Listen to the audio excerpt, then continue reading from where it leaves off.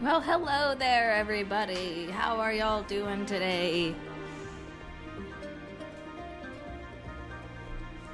Hello, my psychic psyquine students, my unicorn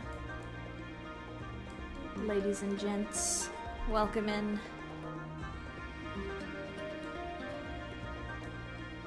Today we're going to be doing some more work on Judith's Gothic outfit, Gothic backer exclusive outfit for More Academy. Last time we worked on this was mainly during the debut for my new PNG tuber model, rigged by Cranberry Inari. Thank you again to everybody who came to the debut. It was very fun.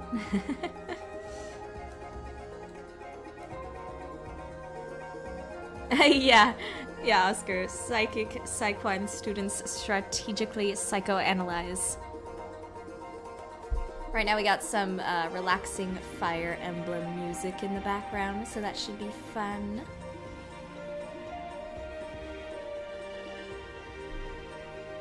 Keep in mind that throughout the stream, feel free to ask questions and interact with chat. Should be fun. So, what needs to be done next? At some point, I probably need to bring her into ZBrush to model the new hair.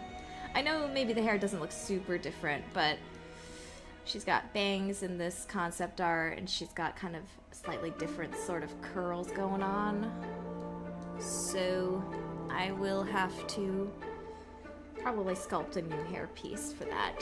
Besides, this is supposed to be a fairly premium outfit, so I want to go all out with the effort that I put into it, since it costs money to get the code for it. I want to make something real nice and worth the support and the effort. Last time we were able to kind of start on the hat and the coat here, and some of the lace and the puffiness of her sleeves and such. But there is still more to do, still more to be done.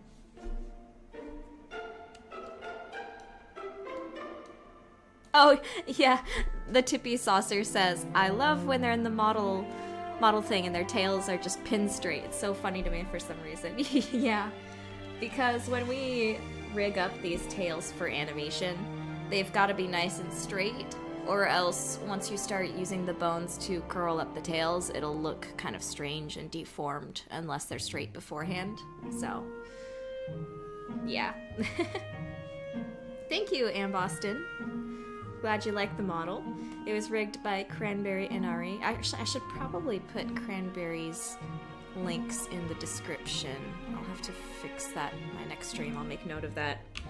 Cranberry. Alright. I'll link you two guys to her Twitch.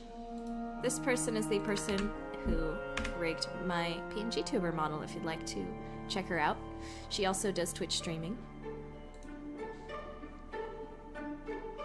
And like I said, I'll probably, once the stream is over, I'll put her link in the description as well.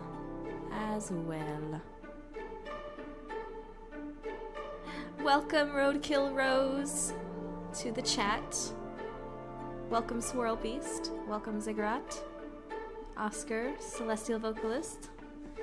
My Cran followed me and I was very honored. Oh, that's great. Oh, the music is the 1 hour of relaxing Fire Emblem music. I will also link this in the chat for y'all if you'd like to find this playlist easily.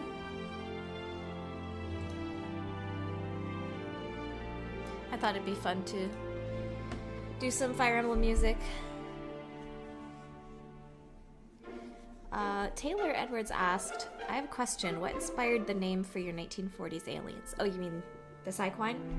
Well, number one, Psy, which is short for psychic, because they have some somewhat psychic-like abilities, mixed with quine, which is short for equine, or part of the word equine, which is a word for horses and horse type species. So that's it. It's pretty simple, actually.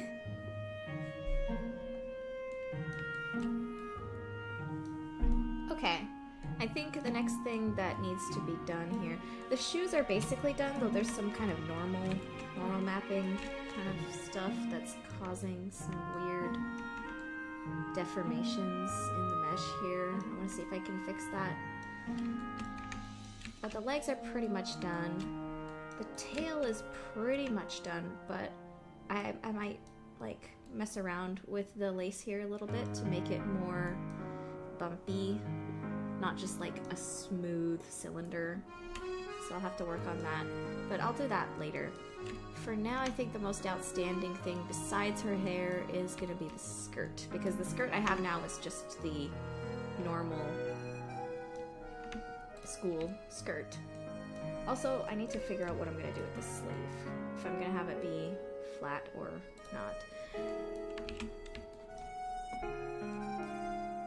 Oh yeah, it looks like a startled cat's tail because it's all straight. Yeah, definitely. Also, as always, let me know if the music is at a good level. I want it to be loud enough to hear, but not loud enough to cover up my voice. All that good stuff. Let me know if I'm too quiet, whatever's going on, or if my mic is peaking, all that crap. But for now, let's get to work mode. Time for work mode.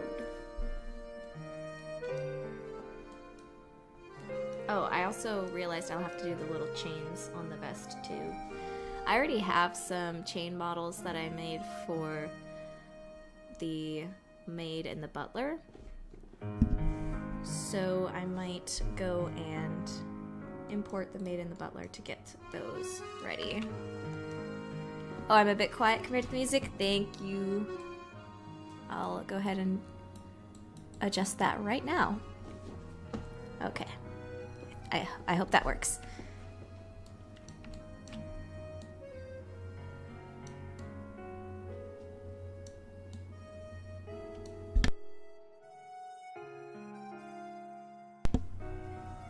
Yeah, work mode was drawn by Cranberry.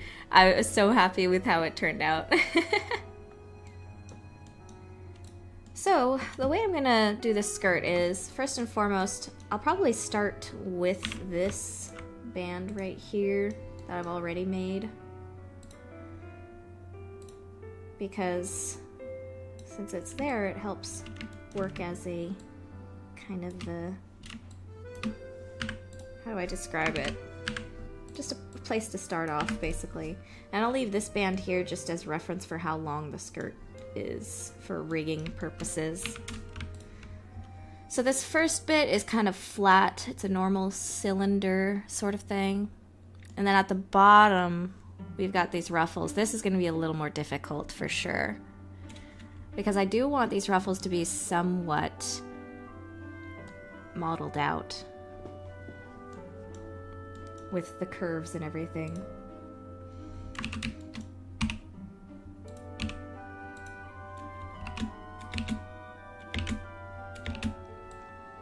Also, yeah, my mouth is going to be moving a bit when I use my keyboard because I have a loud keyboard. So just pretend like my character is an expert at ASMR keyboard clicking noises or something. She can just like do that with her mouth. She's like, what's that character from like the 50s who is able to like, he can only speak in sound effects or something, like something McBoing Boing, was that his name? Jeremy Boing Boing. She's like that. She can just make sound effects.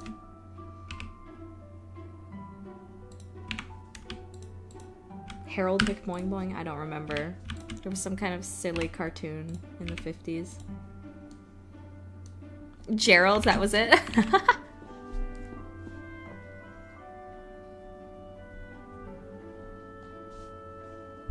Taylor Edward asks, I have a question. What came first for the alien species, the design or the name? Oh, definitely the design first. I almost always go design first, then name. Okay, I'm gonna lift this a little bit because the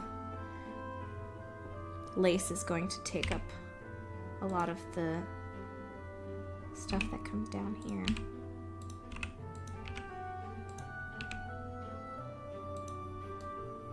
Oh, it was created by Dr. Seuss. I forgot about that. I just remember the little, like, UPA cartoon.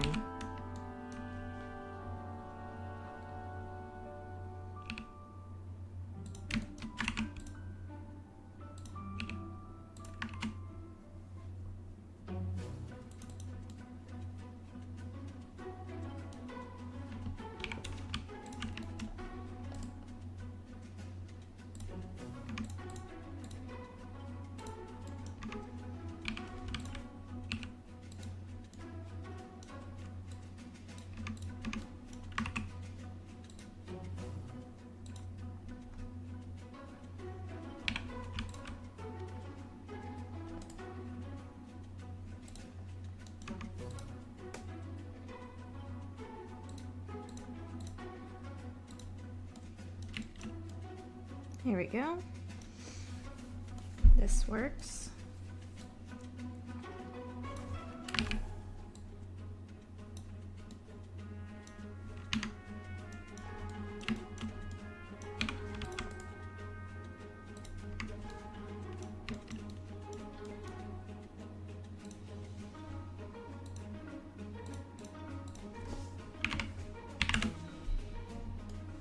We'll have like the little ribbon at the bottom of her skirt, the little red one right here.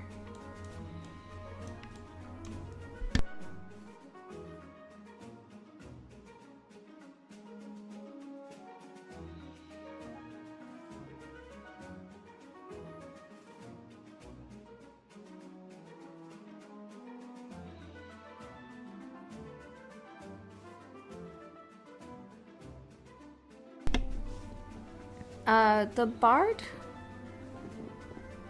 bard is.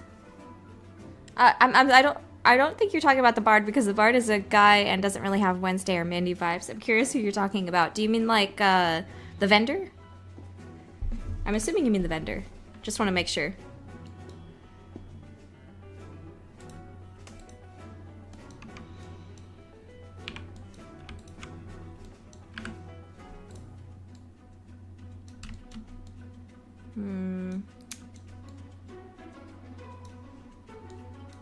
Huh, you know what? That could work. I'll just do this.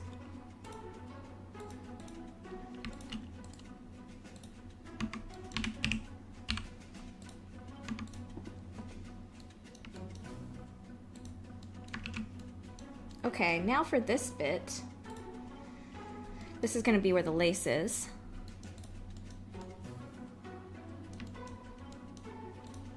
Yeah, the bard is probably somewhat unconsciously sort of Johnny Depp inspired. There's like a specific set of reference images I found that really helped with his design ideas. Maybe I'll show them at some point.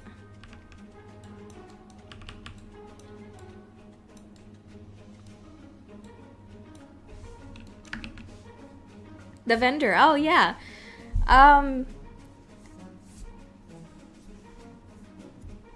Gosh, what was the inspiration for the vendor? I just really like Gothic Lolita clothes in general. They're very beautiful to me. I wanted to make a creepy plush character that is potentially connected to some stuff I've done in the past in this universe. But I won't say too much on that. I think some people have already found certain connections there. Obviously, there's a little Coraline influence there.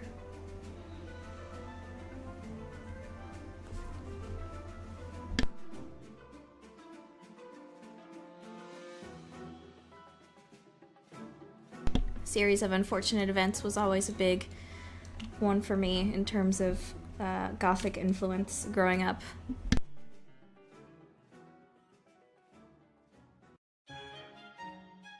James and the Giant Peach, too, was one of those that was pretty influential to little Ink Rose.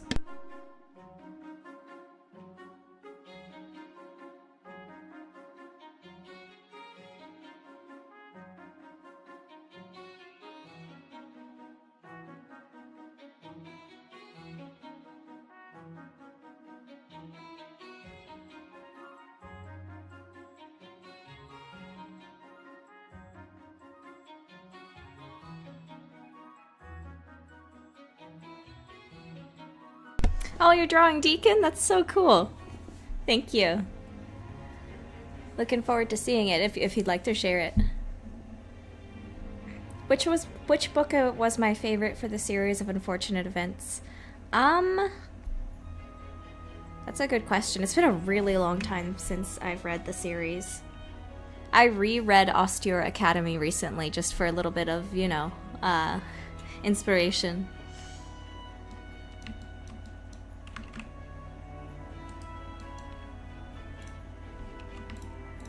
I know there's probably a better way to select all of the vertical lines here, but I'm just gonna do it by hand for now.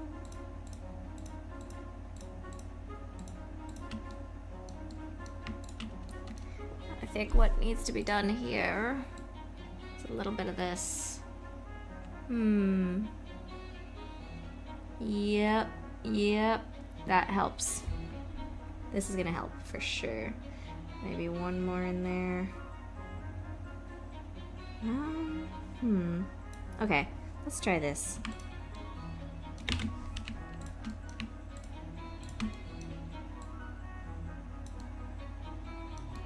There we go. I'm gonna make some adjustments later. He did! Tim Curry did the audiobook for a series of unfortunate events. That sounds incredible. Maybe that's how I'll kind of reread the series.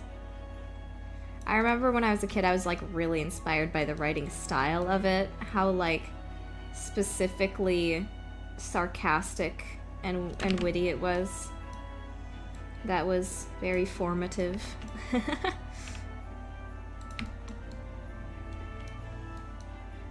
Very formative.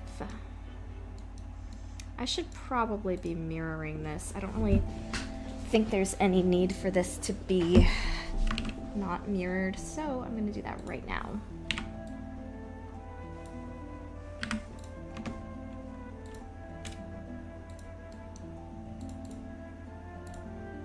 There we go.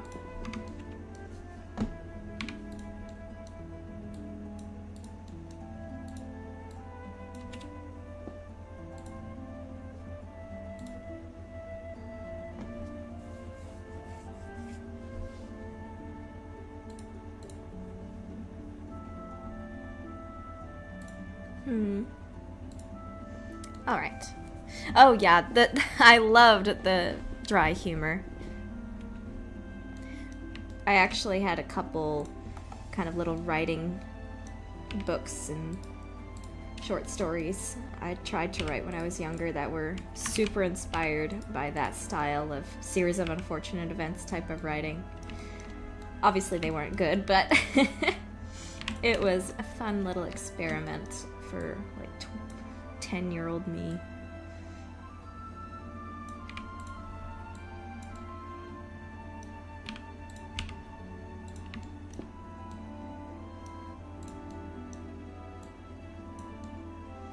Yeah, it's definitely not one of those books. I definitely think it's popular series. It's just not like one of the big series that are talked about, like Percy Jackson and stuff like that.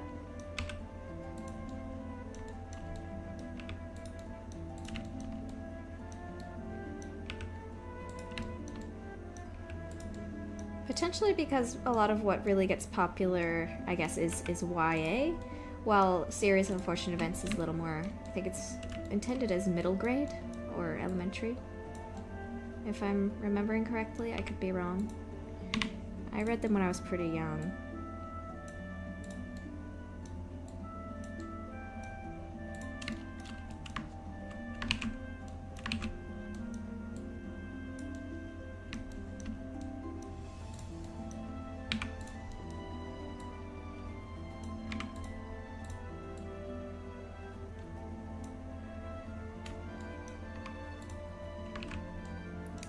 I remember people said they didn't really like the original Series of Unfortunate Events movie, but as someone that was, like I said, a huge fan when I was a kid, I personally liked it because I knew that they wouldn't really be able to have a straight, exactly accurate adaptation for such a long series. So the fact that they were able to relatively well adapt 3 of the books, I thought was pretty good. And Jim Carrey did a great job as Count Olaf, I think. And by the way, I think I've said this before, but that ending song for that movie, the credits song, after credits song done by Thomas Newman, that song was extremely inspiring for Norrimore Academy.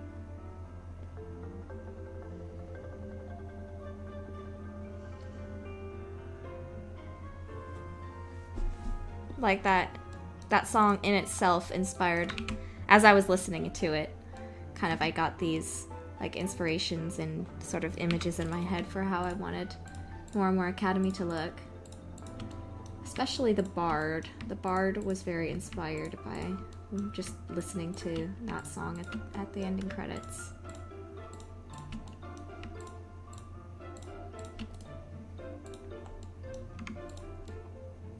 Look at that! We've already got some lace going on here. Yeah, exactly. Yeah, the movie was kind of its own thing. It definitely wasn't the best adaptation, but I thought it did pretty darn well with with the time that it had. And the music was so good.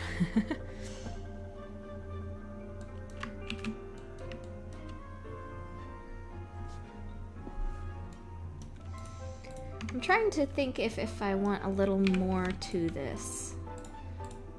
Obviously, I need to duplicate it for the other 2 layers, but maybe I'm trying to figure out, should I add another loop here just in case? I probably should for the sake of skirt physics. But besides that, let me see if I can fix this normals thing here. Okay, there we go. That looks better. Oh, I'd love to cosplay this outfit. Will that be possible, though? Dunno.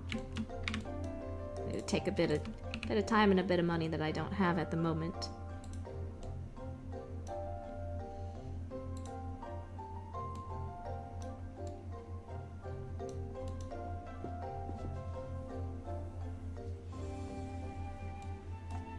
I have a lot of nostalgia for that live-action Grinch movie. I can understand people's complaints about it as fans of the book or the classic animated version, but I don't know, man. I'm so nostalgically attached to the live-action Grinch that I can't really criticize it. It's Christmas peak movie. As well as Elf and Home Alone and all that.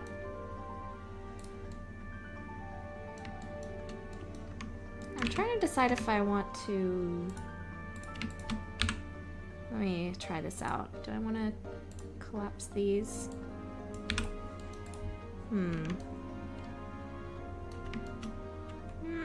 Nah. I'll just kind of make them a little close to each other.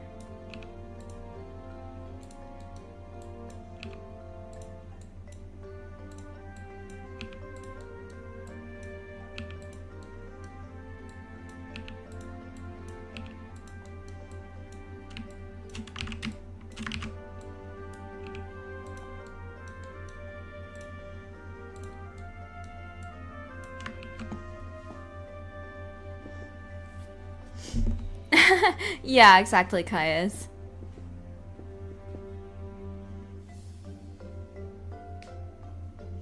Dinner with myself, can't miss that. Yeah. Oh, there's some good ones in that. Like, I think I understand why people kind of don't like that the Who's are kind of more cynical in nature. But I think the fact that it's a full-length movie from such a short story sort of makes sense to add kind of more themes and conflict to it about the over-consumerist nature of Christmas and the innocence of childhood sort of ideas.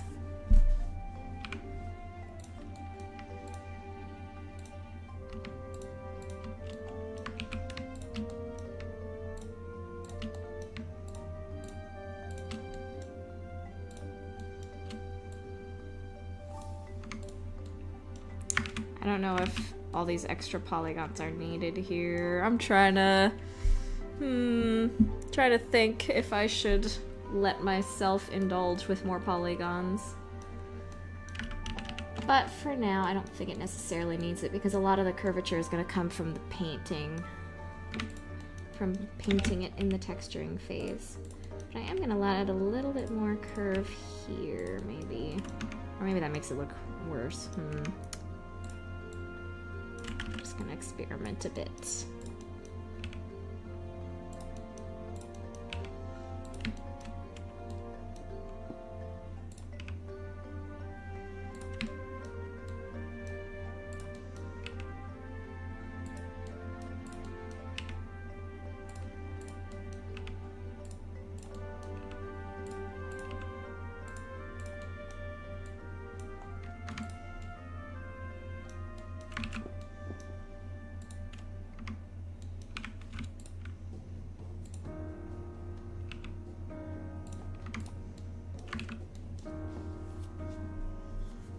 Oh, I would absolutely adore seeing people make like little custom dolls of my characters. That's some real quality kind of fan art.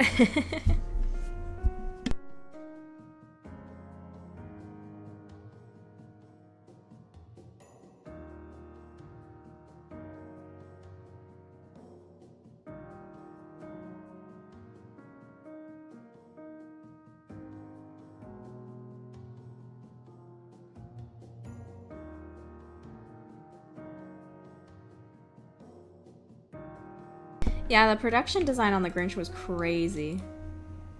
They put a lot of work into it.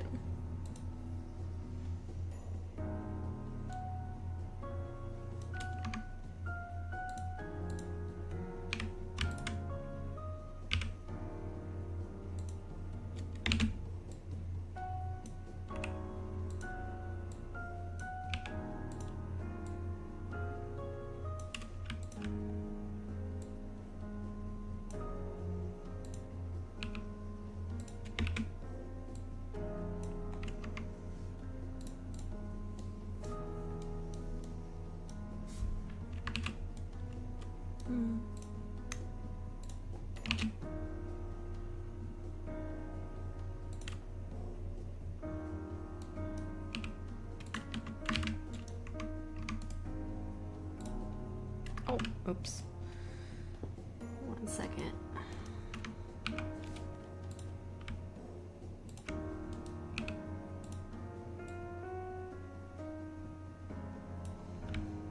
And by the way, if you would like to be one of the lucky people who will have this outfit in-game, you can support our game on Kickstarter and purchase it as an add-on if you would like. Shill, shill, shill. Maybe it's a little too long.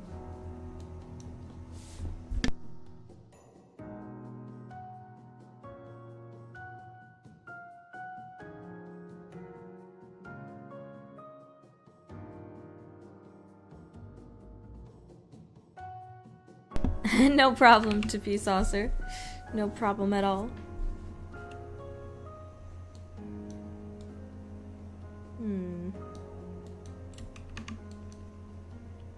I think this needs to be a little wider.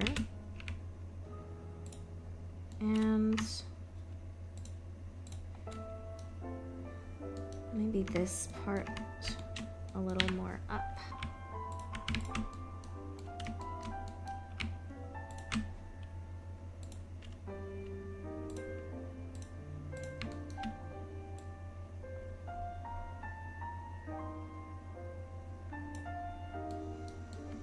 Yeah, that should be a little higher, and then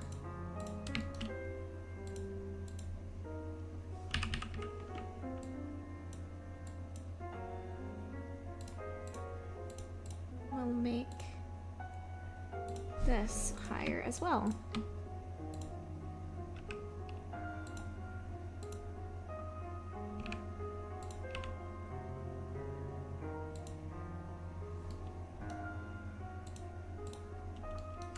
Okay. So there will still be some tweaks I make to this skirt, but it's officially blocked out.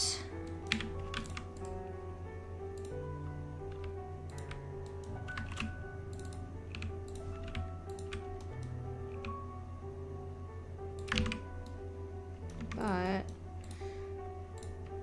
need to make a few more adjustments here. So much about 3D work is getting into little nitty-gritty details of things. Where is the torso? Oh, it goes there. Okay.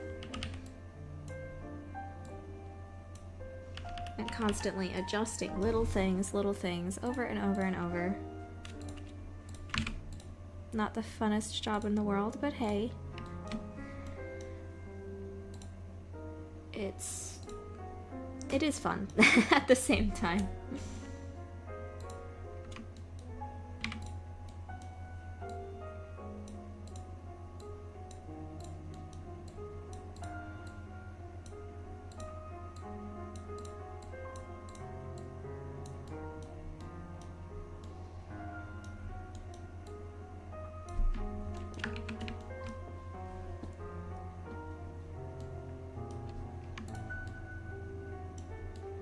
Oh, I forgot to post about this stream on Instagram. One moment. Let me rectify that right now.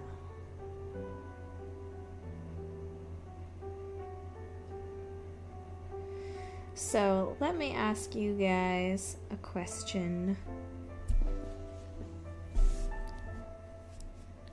My question is, if you could instantly learn any talent of any kind right now, like just had to pick one, what would it be?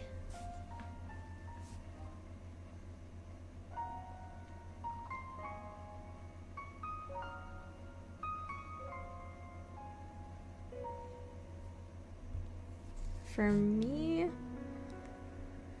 I feel like it might be learning a language. But I'm not sure because I feel like learning a language would be pretty cool just because of how accessible something would be for you. Like media that you couldn't really truly understand or fully access before you could. And talking and really connecting and building relationships with people from a different country from you. But at the same time, just being able to instantly learn a new creative talent would also be kind of insane. Sorry, I'm still posting on my Instagram story real quick about the stream.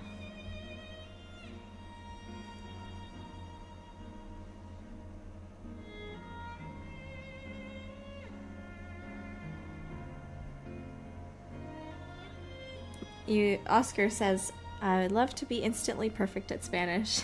Yeah, that's a good one.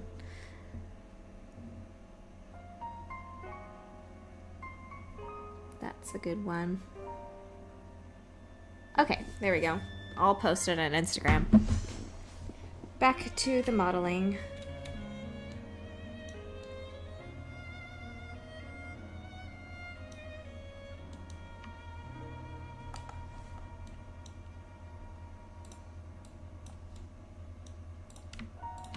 Oh, uh-oh. Hold on. There we go.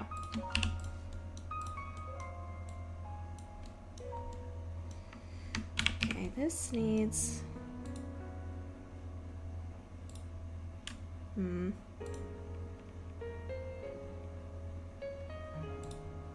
Why is this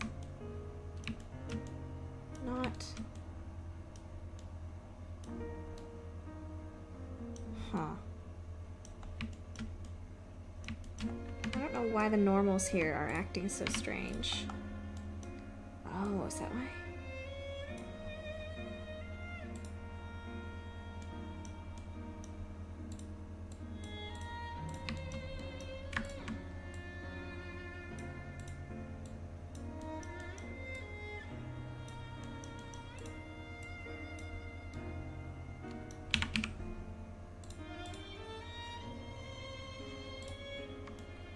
Why is it doing this? What's going on?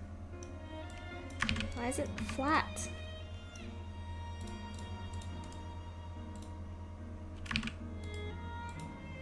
Okay, that was all I had to do. Never mind.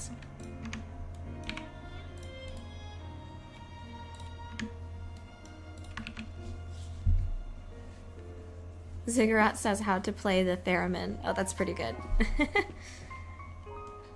That's funny. Alright, now I need to work a little more on the jacket, I think. It's still flat. I want to solidify that. But I also need to add some more polygons in here and sculpt it a little bit so it looks a bit nicer. I'm trying to follow my concept art here by adding this, what do I even call this, like a wrinkle in the fabric, which then will turn into a seam that will go around here.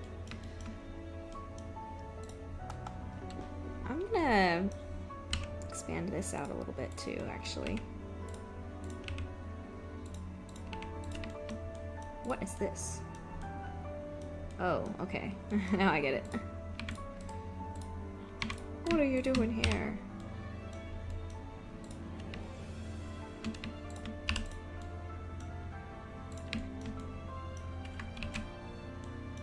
Yeah, music, Wild Challenger, music would definitely be one of those that would be awesome to just instantly learn. But at the same time, the learning of something is sort of part of the fun of it. Except for languages. I don't really have very much fun trying to learn languages. But that's just me. I'm not super gifted with that kind of thing. Languages are not fun. They're not as visual as art is. I like visuals. Woo!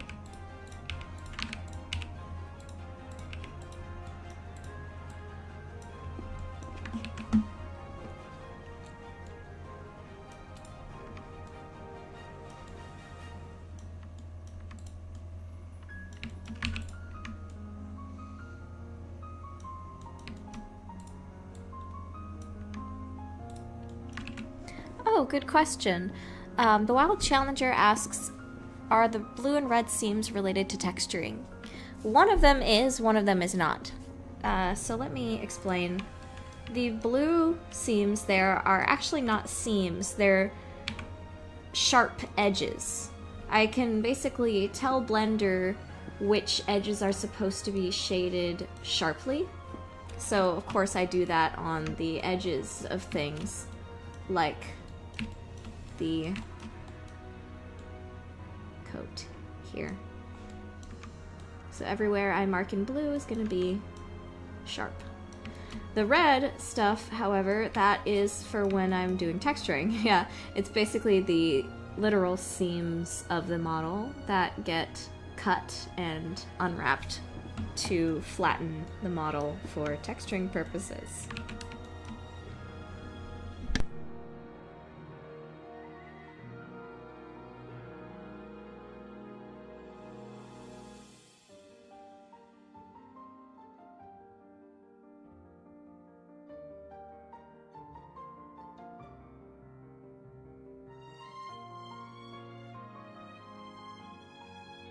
Hold on, I'm gonna import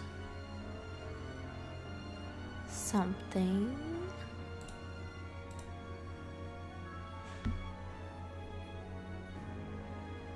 I need to find my made model over here. Where did I put it? I put it in the creature art place. Yes, I did. I put it in the creature art folder.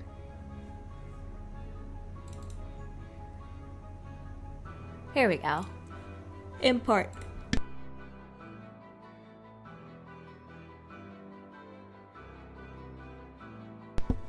Here is the maid. And there are the little chains that I made for her. So I can delete all of this. Don't need this stuff. I'm killing her, oh my goodness.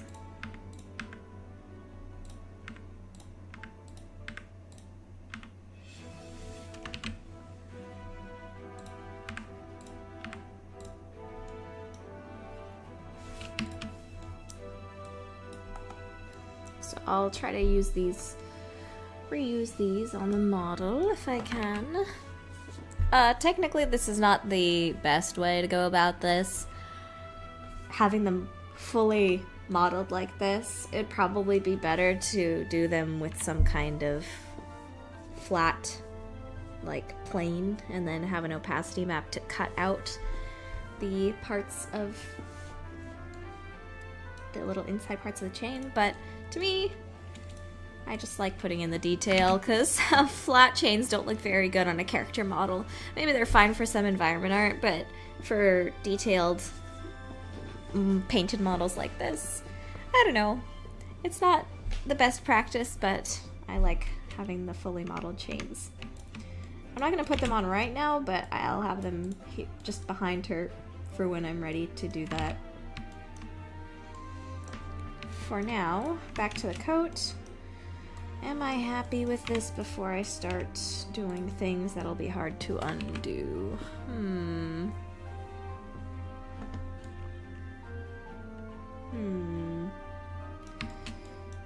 Maybe I could add a little bit more wrinkles here, just sort of implied. Bumping out here.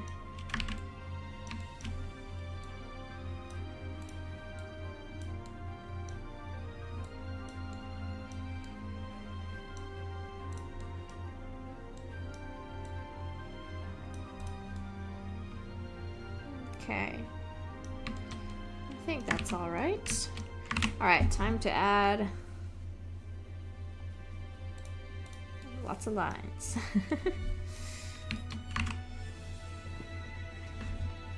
Wait, how much did I put? Okay, 1, 2, 3, 4, 5, 6, 7, 8. Okay, now I have to do that here. 1, 2, 3, 4, 5, 6, 7, 8. There we go. Now I need to connect these bad boys.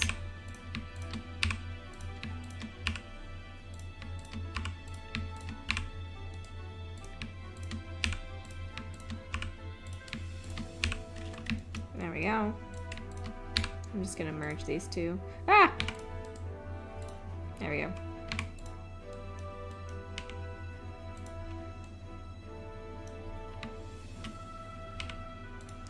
Ah, this music's making me nostalgic. Fire Emblem Awakening is my first JRPG. Josh got me to play it, actually. I was so unsure that I would like it. I was like, what? A JRPG? I don't know if I like this. It's kind of anime and like boring gameplay. But then I actually played it and I was like, oh, this is actually amazing. And my whole world opened up.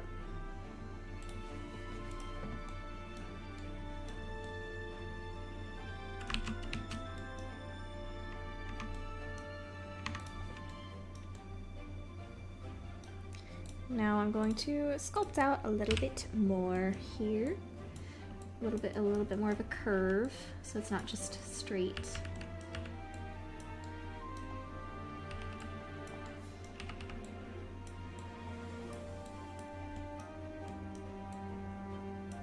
Which game is this one from again? I guess these are all Awakening, aren't they?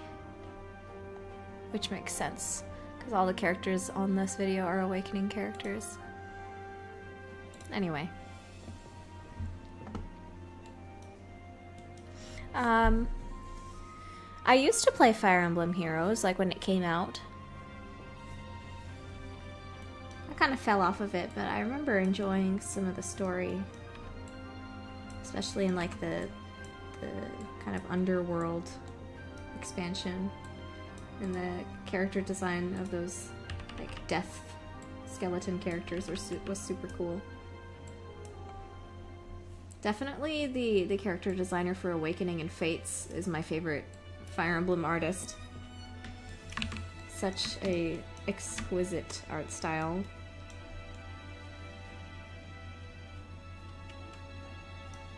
Exquisite. Alright, I think I'm gonna add a little bit more to the wrinkles here in the dress. So I'm gonna add another loop here. And then maybe do this. Or maybe I should do the opposite. Maybe I should do this. Don't know.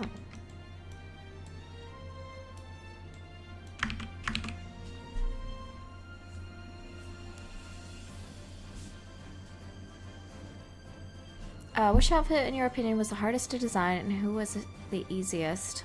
I don't know if I can answer that, because I don't know if I have an answer. Let me think. I think the hardest outfit to design was probably... Gosh. Oh, Mrs. Lune, probably. Her dress was pretty difficult for me to design. Because I wanted the right amount of fantasy, but mixed with a little bit of real-world inspiration of orthodox designs of priestly garb or traditional church-related garb. And I didn't want to make it too nun-like either, because I didn't want it to be kind of offensive to Catholics, because nuns obviously are supposed to remain celibate, but Miss Lune is a character who is married because she's not a nun.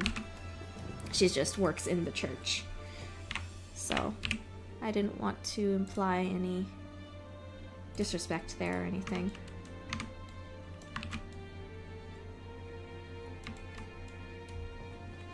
I don't know if I succeeded in making her not look too much like a nun, because people just kind of assume she is, but I wanted her more just like a member of the church who's very important, not necessarily specifically a nun.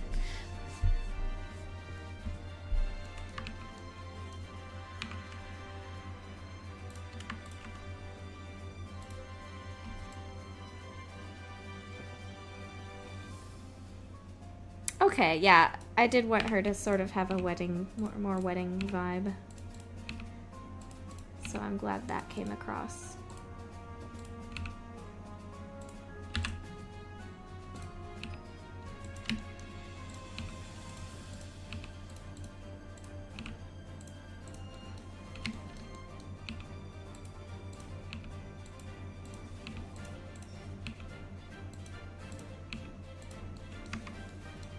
Okay, sweet.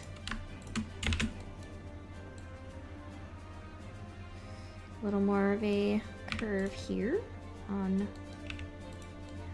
the dress coat thing.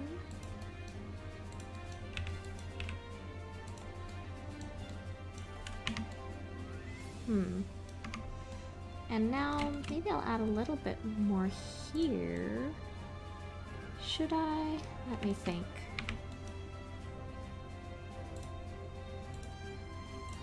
If that's the case, I'll want to do this.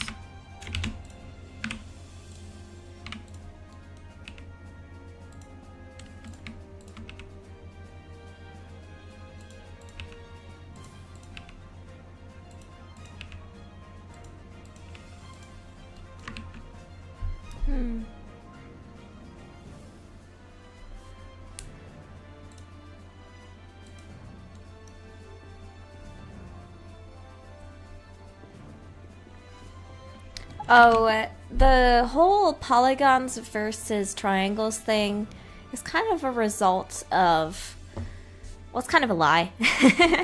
It basically depends completely on the needs of what you're doing. For games, especially low poly games, don't worry about it, seriously. Do not worry about using triangles. It doesn't matter very much. But if you're doing really high-end stuff where the topology is really important for lighting and animation stuff, then I'd say that's probably more where you want to avoid a lot of triangles. But the thing about game models is whenever you import these models into your engines like Unreal or Unity, they're going to be triangulated anyway, so it doesn't really matter that much. It's kind of a complicated explanation to go through, but I'll just say that avoid triangles at all costs is pretty much a lie for game art specifically, and specifically lower end game art. Don't worry about it. Don't worry about it. Because I used to think that way too until just working on normal things. Working on my game, I just realized how not a big deal it was. Okay, this is a triangle. This is a polygon. That's what I'm talking about. In some circles, they don't want you to use triangles in your mesh. They say that polygons are always better, but for what I'm doing, triangles are completely fine. Yeah, exactly, Wild Challenger. Especially for low poly art, you're good. Do not worry about the triangles. Triangles are your friends.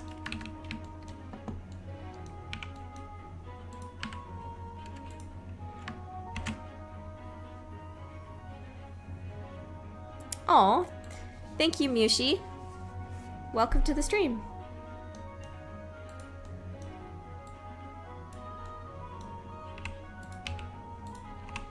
Let's add another wrinkle right here in the coat.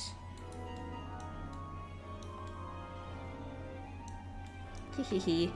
I'm liking it so far.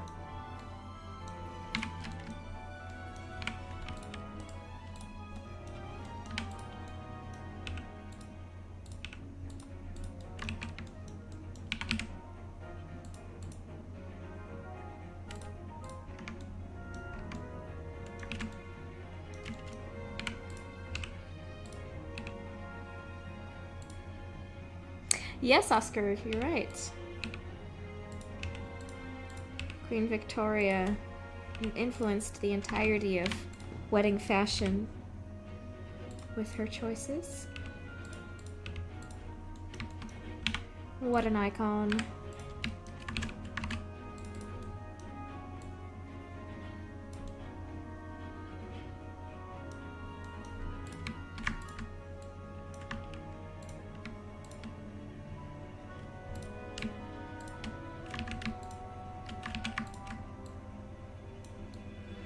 She really loved that man.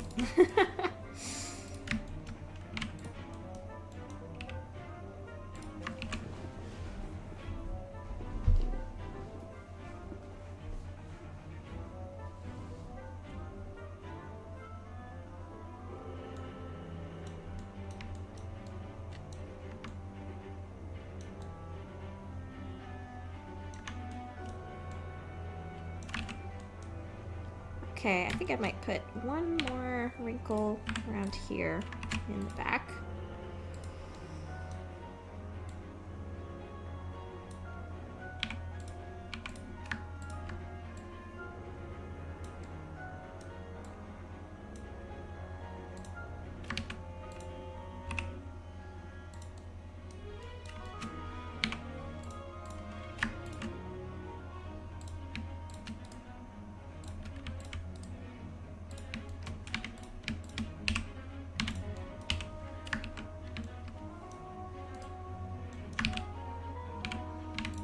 Oh, good question, Polyblank.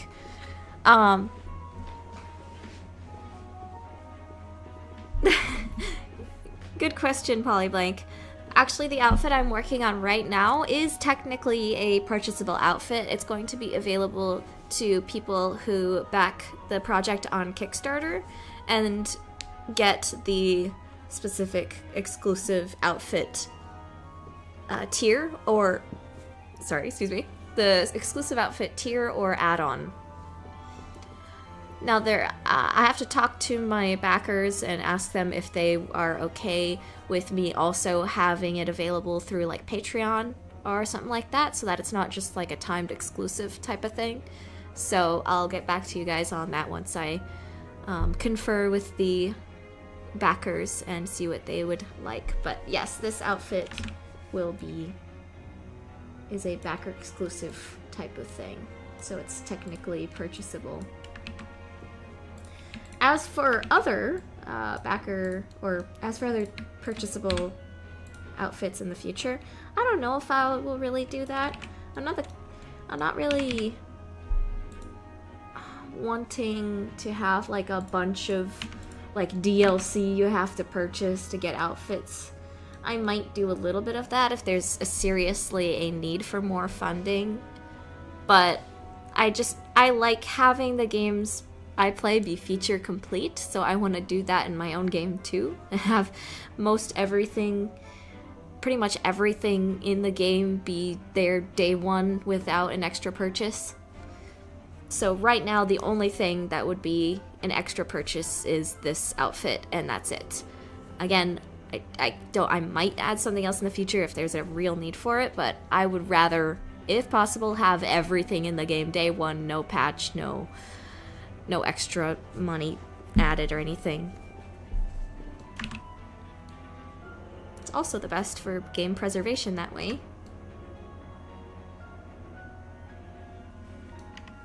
As for DLC though, like story DLC or puzzle DLC and stuff like that, that's definitely something that might be more of a real possibility, because instead of just spending extra money to get little outfits, you could spend money to get like real content, which to me is a lot more fair to ask of the customer. So yes, most all of the outfits are going to be free in the game. You just have to unlock them by doing side quests, exploring, stuff like that. Most outfits, again, besides this one, and maybe potentially more, but that's the plan.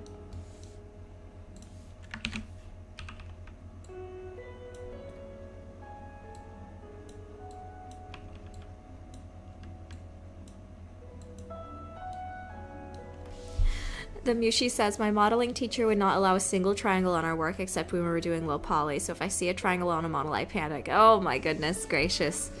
Yeah, that's tough.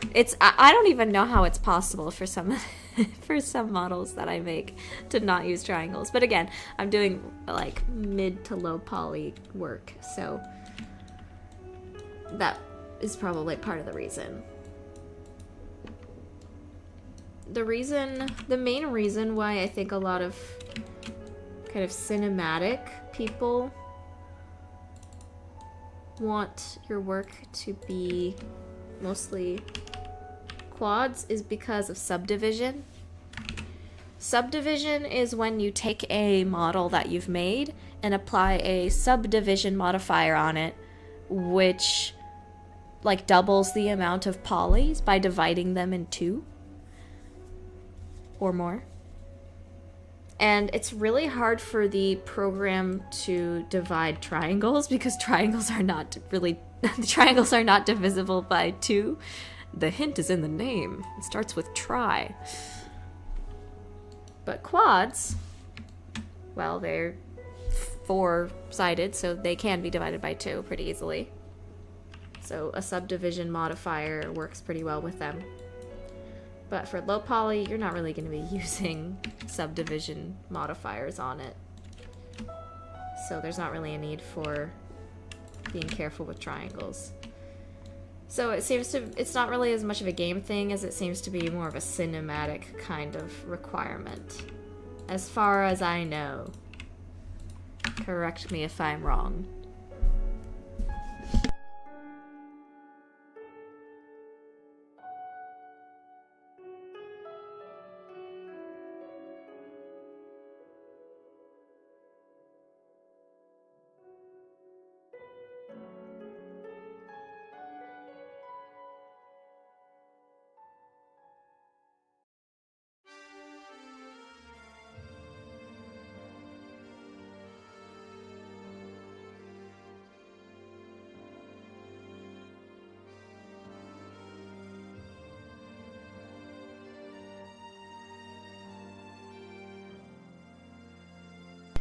Thank you, Emma.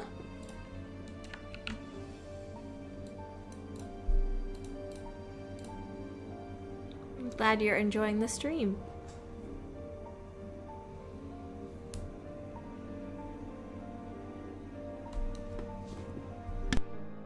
Oh, you're an animation major. Yeah, that makes sense. Like I said, it's more of a cinematic thing than a game thing.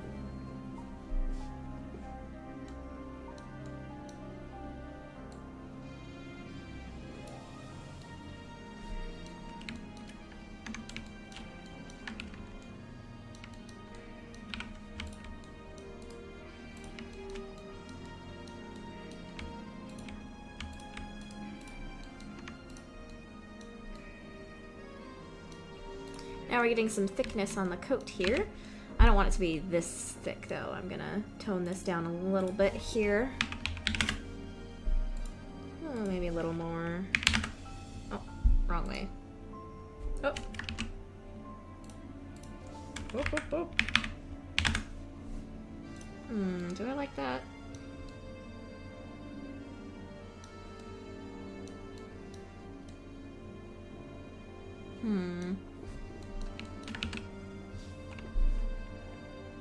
Oh, I accidentally went out of my work mode. 1 second. Burp.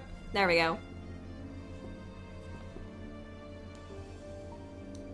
Okay, now that it is a bit thicker, I can... Oh boy. How am I gonna do this? Let's see. I think I'm gonna make it a little bit thinner. Maybe like this. No, little bit thicker. There we go. That's perfect. Now I'm going to apply... Oh, there's shape keys on it. 1 second, let me delete that.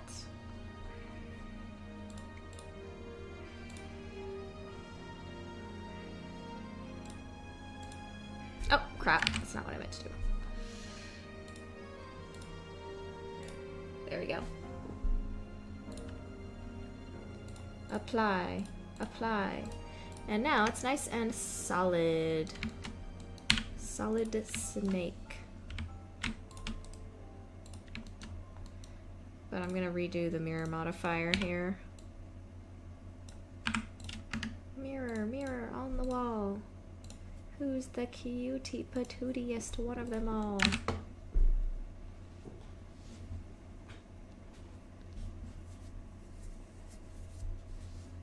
Oh, is that the end of the Fire Emblem music? Yes, it is the end of the Fire Emblem music. Let's see, what music should I do now? How about Fire Emblem Echoes Chill Music Compilation? Or should we do Cozy Winter Video Game Music Mix? I just want to use something that I like that will not get copyright struck. Let's just go with Fire Emblem Echoes Chill Music Compilation.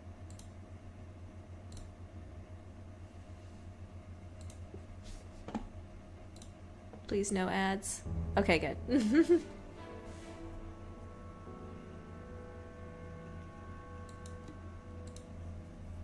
Okay. Back to work. Back to work. I'm gonna delete these on the inside because I do not need these. They can go away for all I care. Then I'm going to merge these two together. And then merge all of those. There we go. And then I'm gonna merge mansion. No. I'm gonna merge this here. Or should I? No. I should put it here. And then do this. Oh, did not mean to do that. I'm gonna make a line from here to here, so that way it's not more than a quad. Gonna make this sharp. Okay. That's looking pretty good.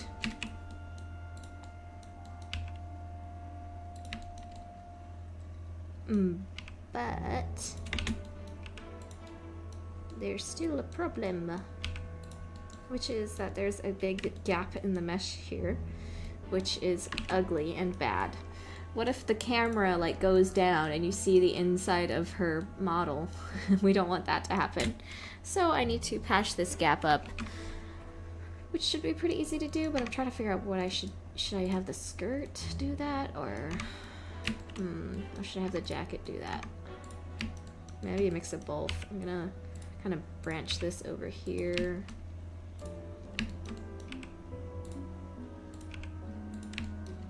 I need to have these meshes sort of collide with each other to fix the problem.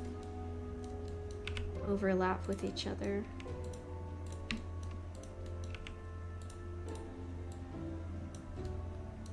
Like that. So now,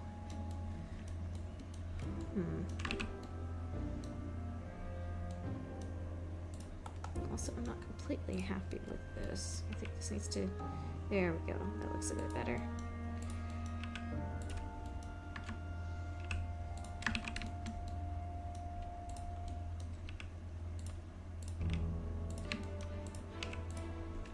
Okay, cool, cool. I'm gonna redo the normals. There we go. Much better.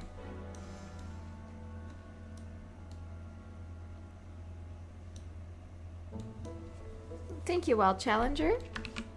I don't mind if you lurk. All good with me.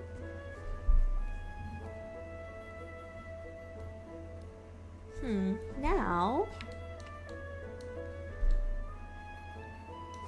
I still need to continue making sure that this branch is over.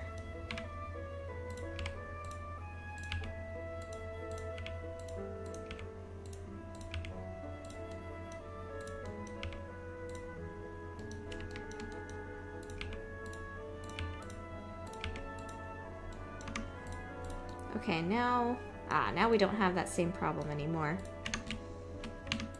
We can look up in the model and we don't see the inside of the model, which is what my goal was.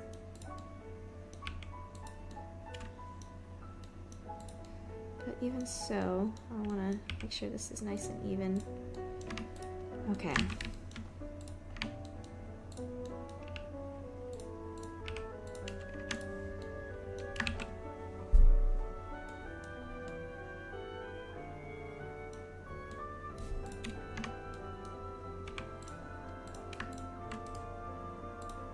Oh, good question, Mushi. The hardest part of being a game dev. Well, specifically, the hardest part of being an indie game dev is that you're working with a very small team and or you're kind of working alone a lot of the time. So it can be kind of hard to get a second opinion on something. Like script or story things. Or what's really frustrating sometimes is when you have an issue with a program that you really need help figuring out, but the more you look it up online, you can't find anyone who's having the same problem as you, or you can't find the exact advice you need, and that becomes a whole issue of like you having to try to solve this problem basically completely by yourself. And sometimes it feels like you can't solve that problem, so you don't know what to do. That can be I'd say that is the toughest part about being an indie developer.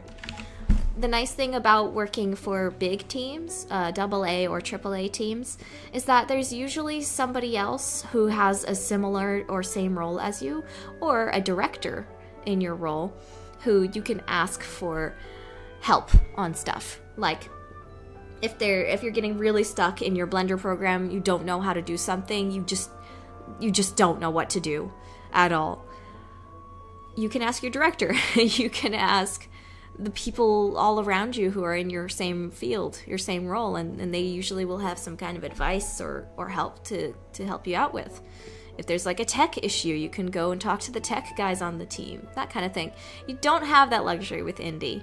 You really have to try to either figure it out completely on your own or try your best to find someone who will be kind enough to help you out. So that's tough, for sure. I've run into a lot of problems that I felt like were impossible. And either I was able to finally figure them out on my own, or I found workarounds, or someone was kind enough to help me. So that's something that is great in the indie space, is sort of the type of people that'll go out of their way to help you out. Those people really help things, help the community to thrive, I'd say.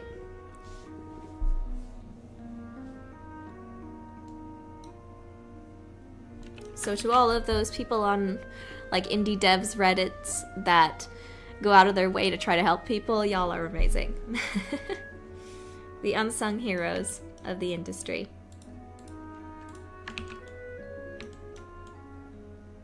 Alright. Our block out is almost done. Now I'm gonna try to do the little chains on the vest.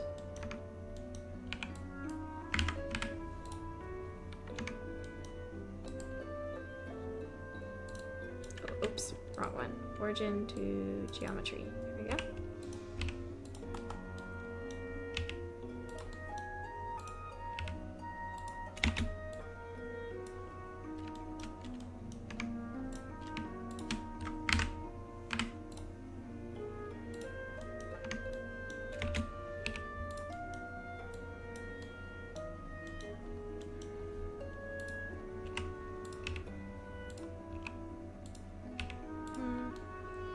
How big do I want them to be? Maybe,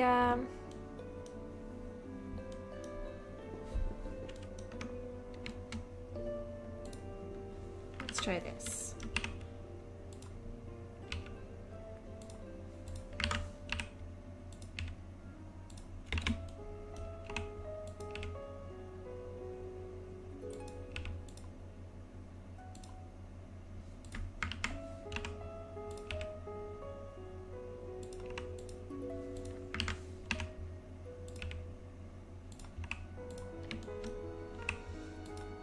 Now, for chains, you don't always have to do them by hand, but since this is such a small thing anyway, I don't really have to set up all of the automatic chain type of things.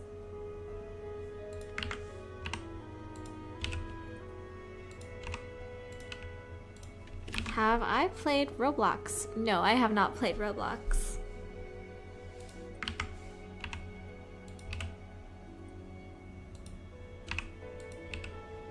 I've heard there's some pretty fun games on there, though. My sister liked to play Dress to Impress, which looks pretty fun.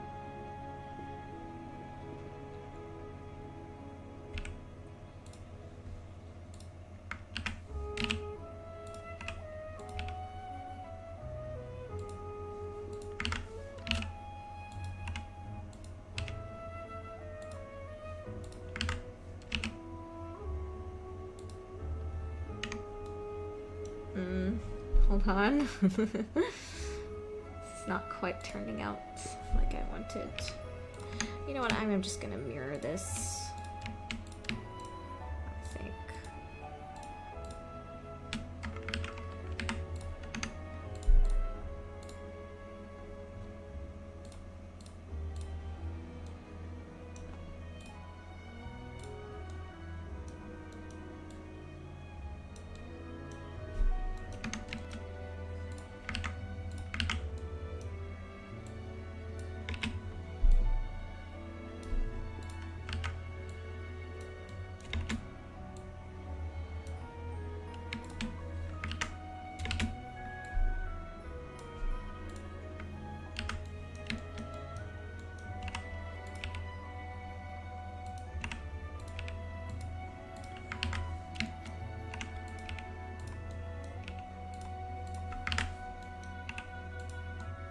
I really like indie studios too. Have any of you guys played Hades 2 yet? I mentioned that because I'm playing it right now and having a lot of fun. I really liked the first game, so It was kind of a given I'd like the second one because it's pretty much just more of the first, which I don't mind in a sequel. If the first one was already so good, then just having more of it is not a bad thing.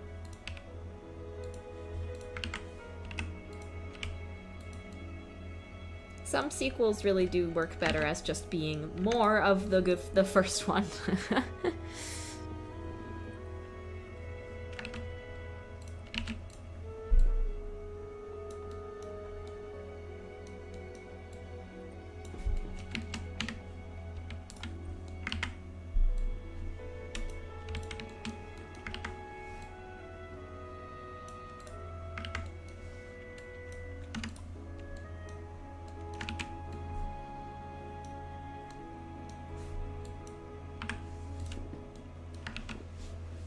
Yeah, Mushi, it is nice.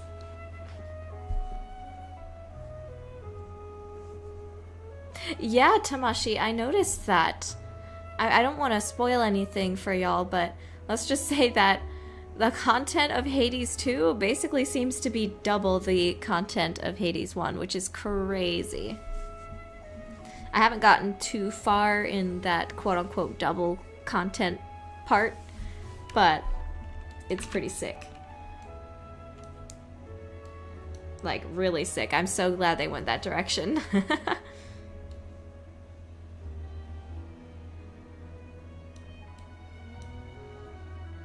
Okay, now what? Now what? Now what? I think I might be about ready to bring her into ZBrush and start sculpting her hair.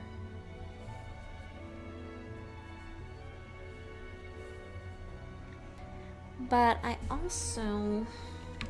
I'm wondering what I should do with these sleeves.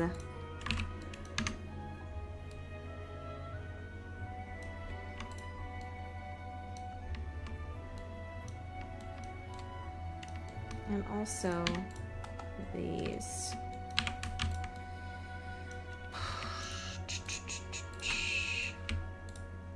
Let me try doing the same thing I did on the skirt.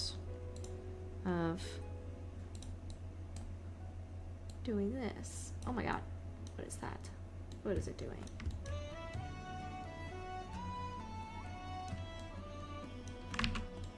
What is it doing? Huh? The heck? Oh. What? Oh, okay. Now I see what's going on. That's funny. I'm just gonna do this instead.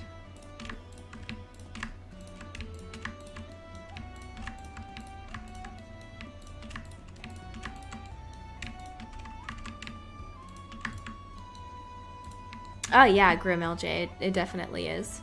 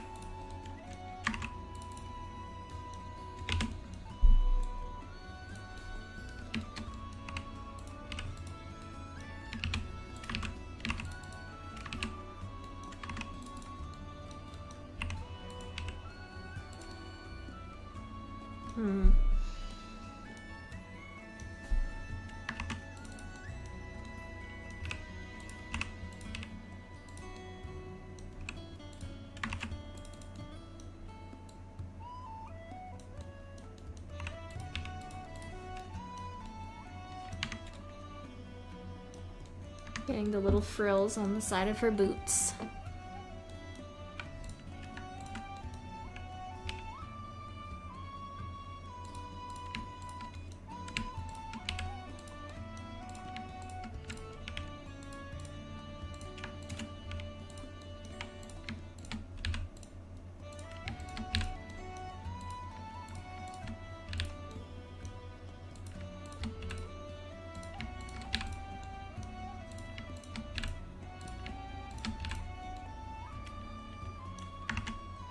Oh crap, I shouldn't have done that. Wait, not yet.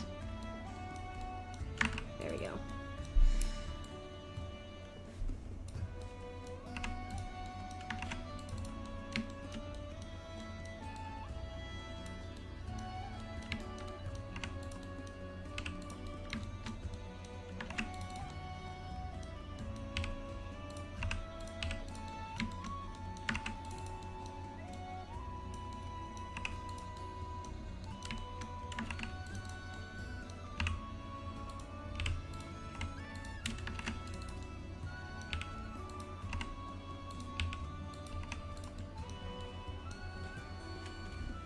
Okay, now I can fix all this.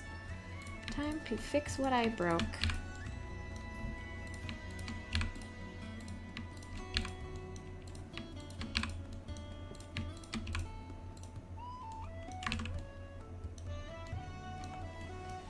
And now they look more like frills, right? Sweet.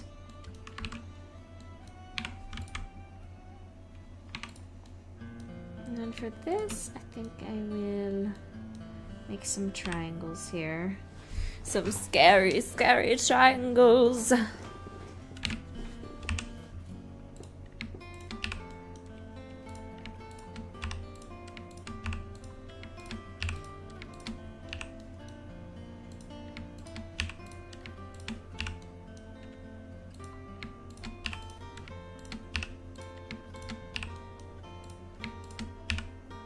Oops. Oh, what did I do?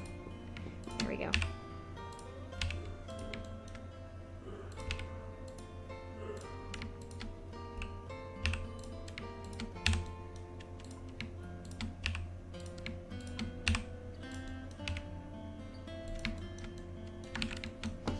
Oh, Blueprints. I own that game. I played like the first day of it, and I have not played it since. I've heard extremely good things about it, so I need to pick it back up. I just didn't have the time. There were other games I wanted to play, but I will play it more at some point. I loved the idea of it at first. I was like, oh, this looks like a sick puzzle game. Oh my goodness, this looks awesome. I'm gonna start playing this right away.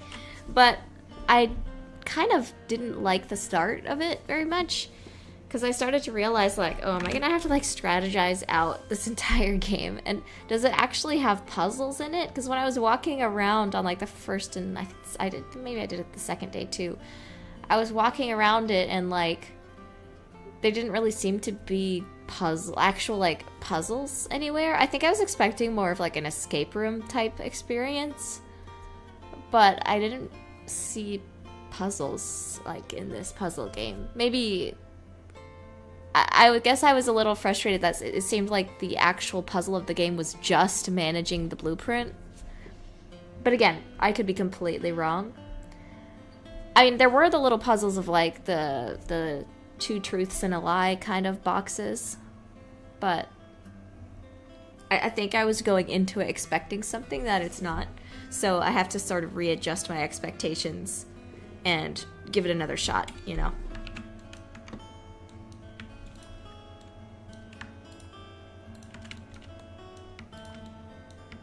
Because yeah, I was basically expecting an escape room type thing, where you could move around the escape room rooms, sort of. So could be my bad that I had the wrong expectations.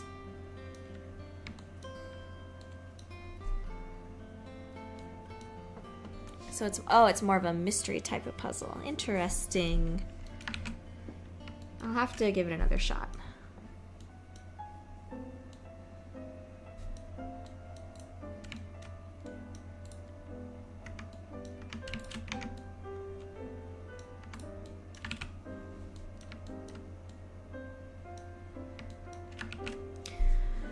So now what I think I'm gonna do is I'm gonna start bringing this into ZBrush so I can sculpt out her new hair.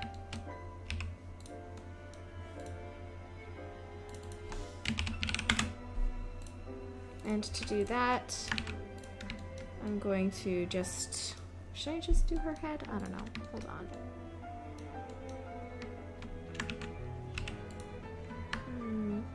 Yeah, that should be enough.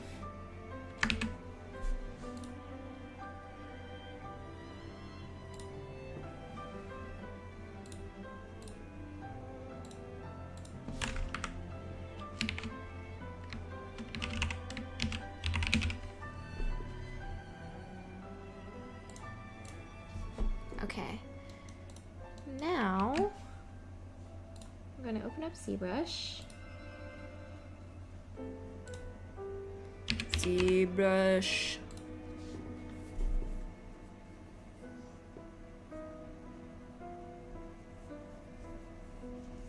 And once we open up ZBrush, we're going to import in her model, and we will sculpt out her new hair in this concept art. It's going to be fabulous. Fabulous. Okay. ZBrush is opening up on my other screen, sorry. Here we go. ZBrush. My love / bane of my existence. We gotta use... The way to import stuff into here is crazy. You have to go into like a specific plugin tool to import FBXs. It's kinda crazy. Kinda cray-cray if you ask me. Ah, there she is.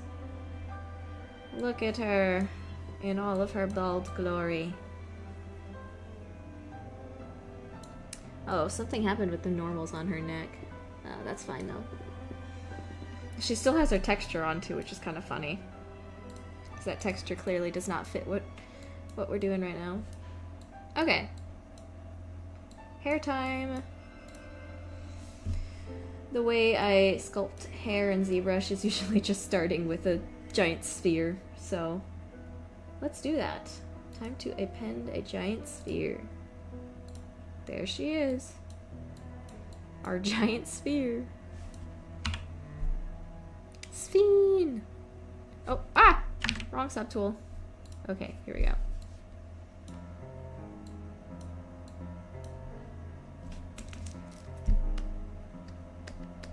Hold on, I need to adjust my Cintiq here since now I have to use the monitor. I have to push it forward a bit. I have to think on whether there would be a zebra cyquine, because zebras do not have any horns of any kind, but neither do horses. Maybe it would be like a zebra unicorn kind of thing.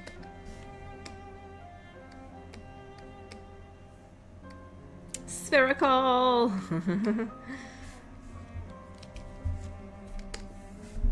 It's been a while since I've used ZBrush. This should be a nice refresher. Oh. I've been doing a lot of environment art recently where I don't usually use ZBrush for environment art because it's usually pretty easy to just sculpt, to just like model out hard surface things without the need of a sculpting software.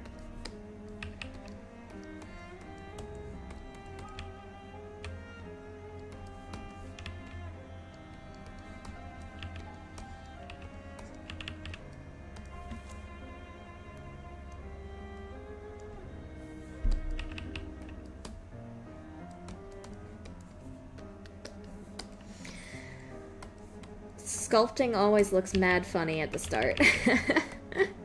Until you get things like worked out. Sculpting out the shapes is kind of hilarious. They always look kind of stupid. But you have to get through the stupid phase to get to the sick phase. You can quote me on that. Like, it's funny, even with drawing, when you're starting a sketch, it never looks like so uncanny and horrible like starting a sculpt does. Sculpting is hilarious in how terrible it looks every time you start.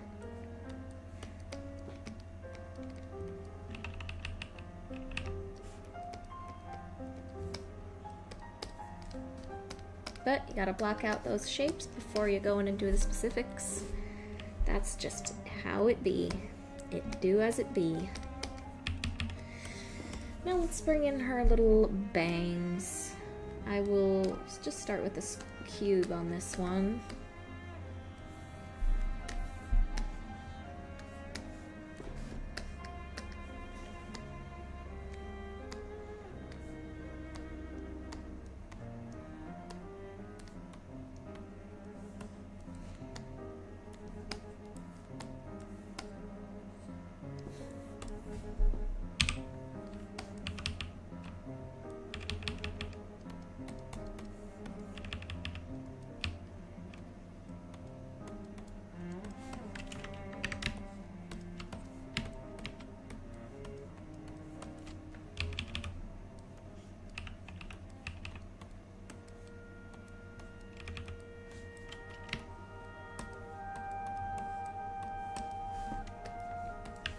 She's looking kind of funny.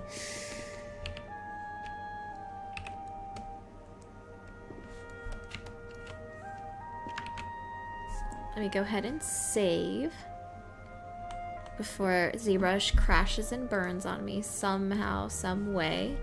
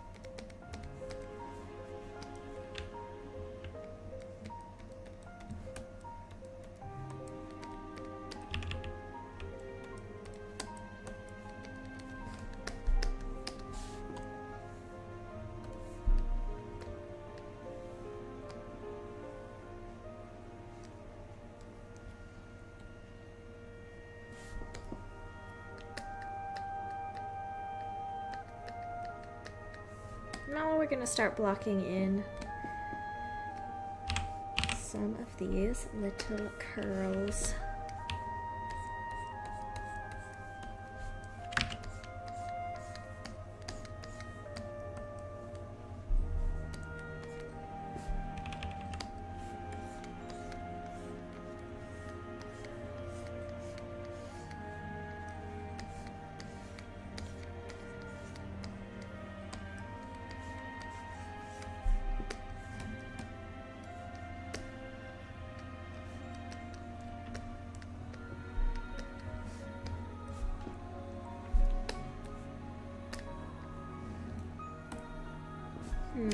To make it a little higher resolution, I think.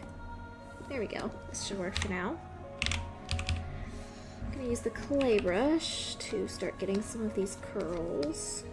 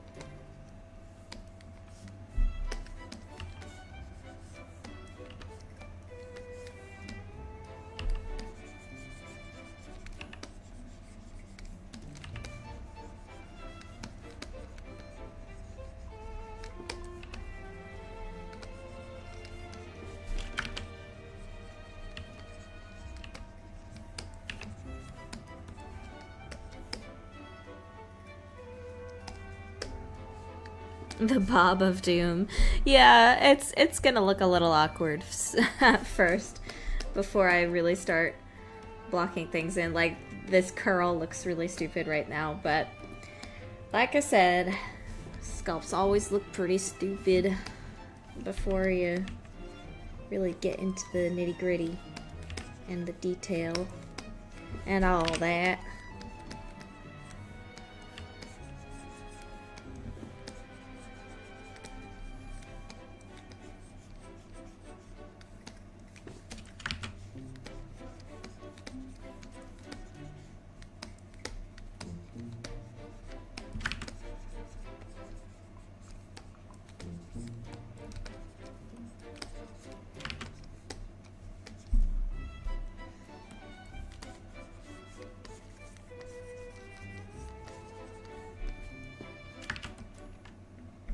Yes, exactly, Taylor. At least Judith's face is already modeled here, so it doesn't look as bad as it would if she was still in the middle of being designed. She's reminding me of a certain character right now, but I can't think of who. What do y'all think? You know, she's reminding me a little bit of Franbo, maybe.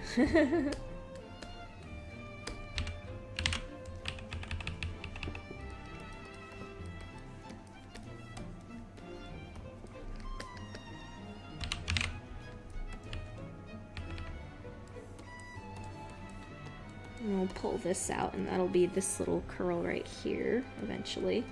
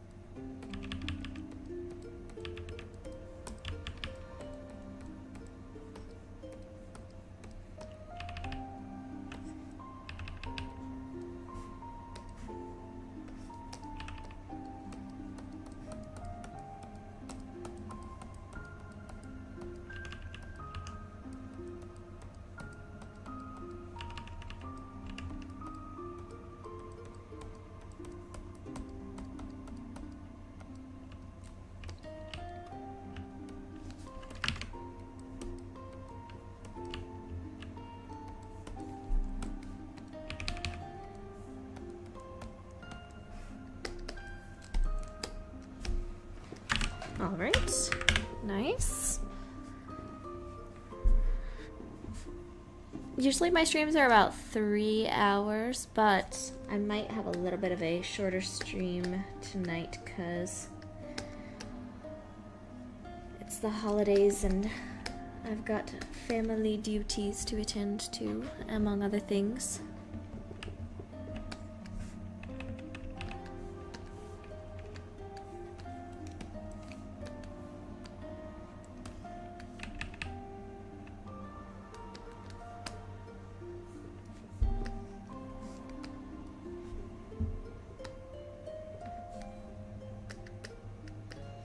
Like 95% of 3D modeling is just twirling the model around.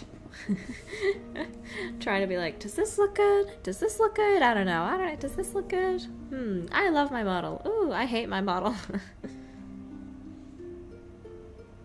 So I wonder how much of a percentage of my streams is just doing this.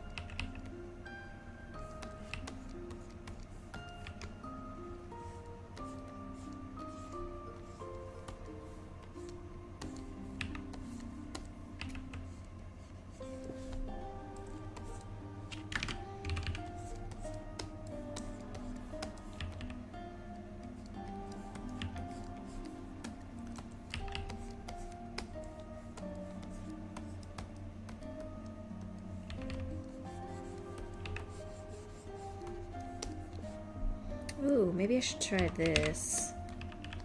Have a little curve right here. That might be fun. Wait, hold on. I've done this before. Why do I always do this? I really like putting little curves on the of hair on the cheeks, little curls. I guess that's just a kind of, what's the word? Check mark? Oh, I forget. I always forget words while I'm streaming. Signature. It's a little signature of mine.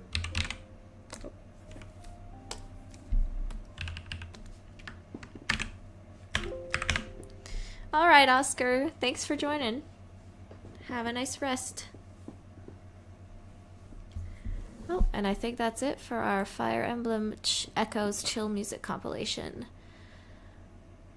Let's do some Twilight Princess.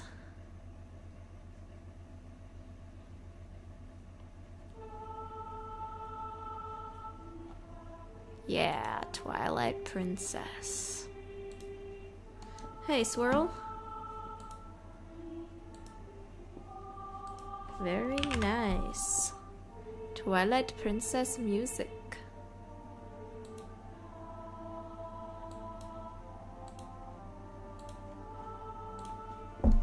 Alright, back to the modeling.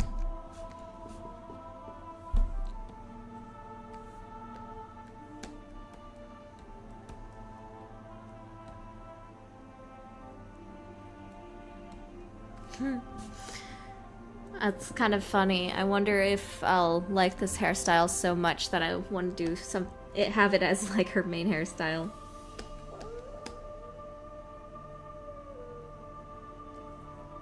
I've been thinking of giving her bangs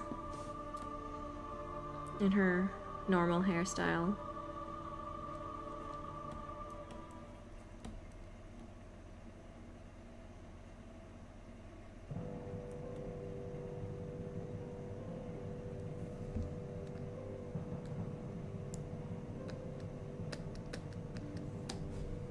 Okay. Stop twirling it around and actually work, Anastasia.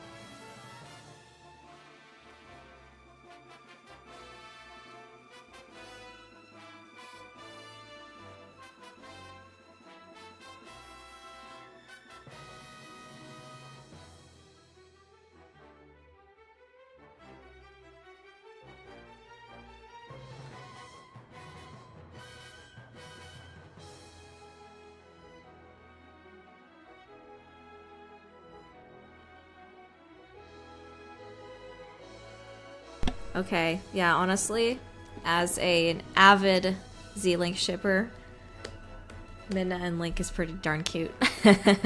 I kind of do ship it for Twilight Princess specifically, but I am Z-Link for every single other Zelda game.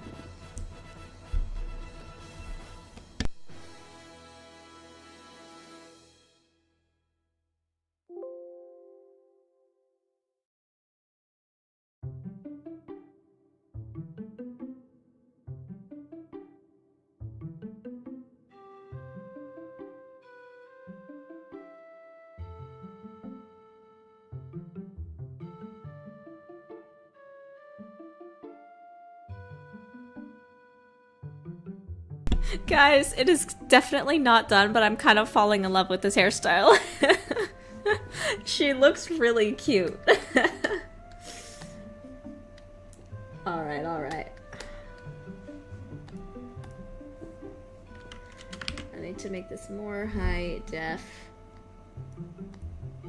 There we go.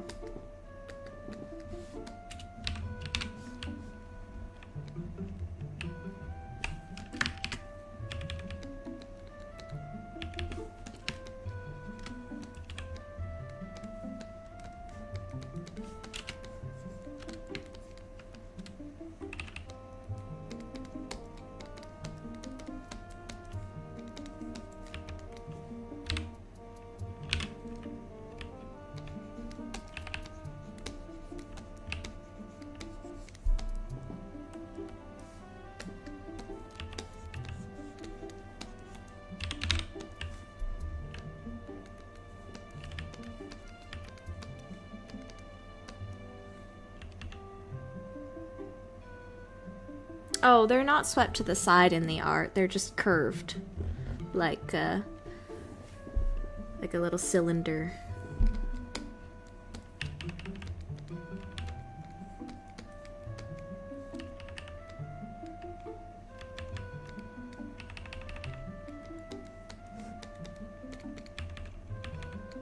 Welcome back, Celestial.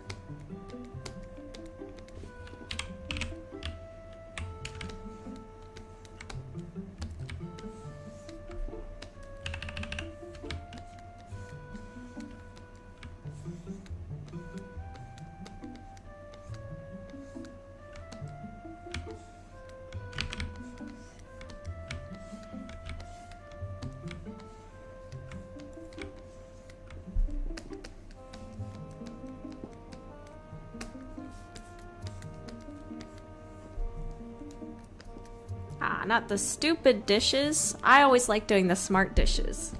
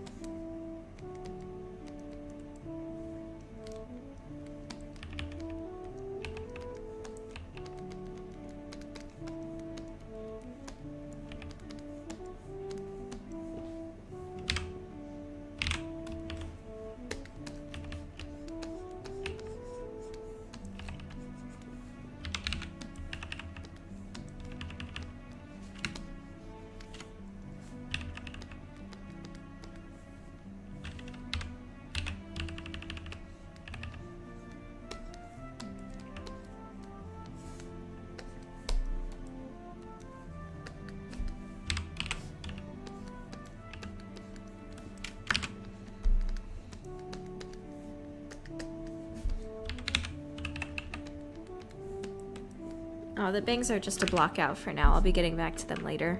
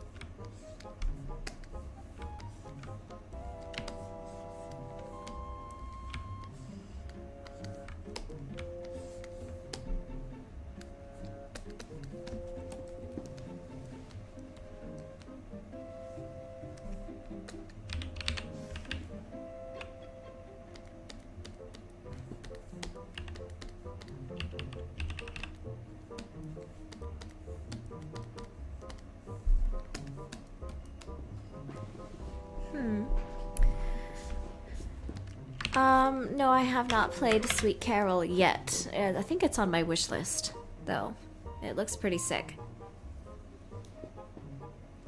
I am a little worried, though, because a lot of times when you have a game with kind of this, like, hand-drawn, beautiful art style, like a 2D kind of horror game, kind of like that, it sort of gives me the vibe that it'll have clunky controls. I do not know if that's actually true, but when I see something like that, it makes me think about, like, adventure games that would have these nicely animated sprites, but would also take forever to do anything because they had to have these, like, beautiful little animations for every action, so they would feel a little clunky to play.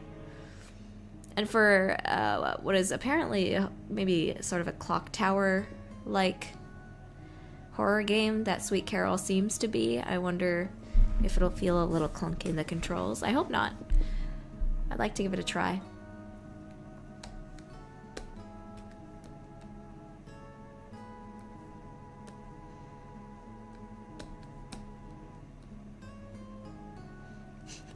This is totally not done, but I'm really liking this so far. She looks so elegant and adorable. My daughter.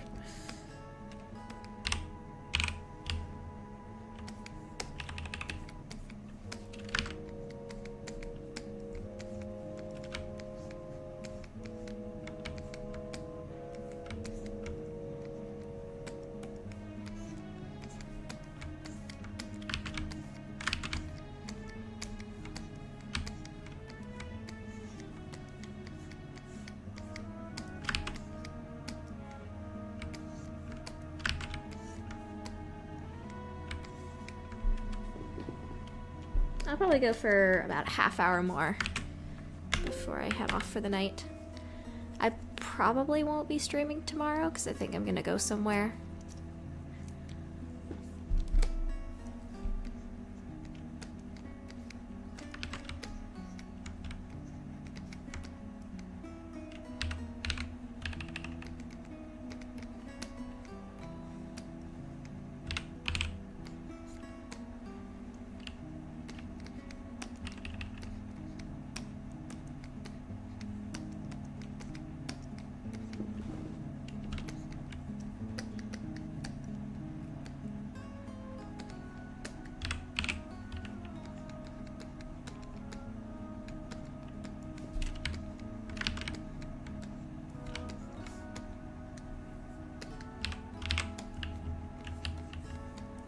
What games are y'all most excited for next year?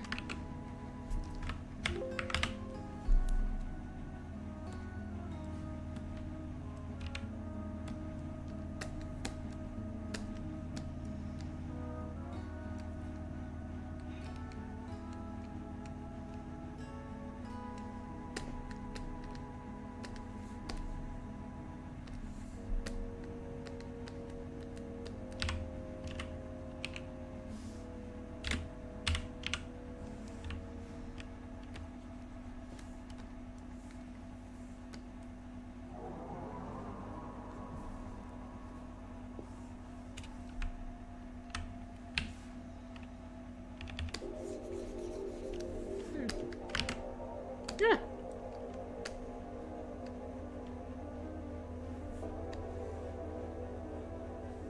The heck? Oh, weird. Interessante. Why can't I paint on this? Weird. Weird. For some reason, I'm trying to paint on this, but I can't. Oh well. It was just for an experiment anyway. I'll go back to doing the hair.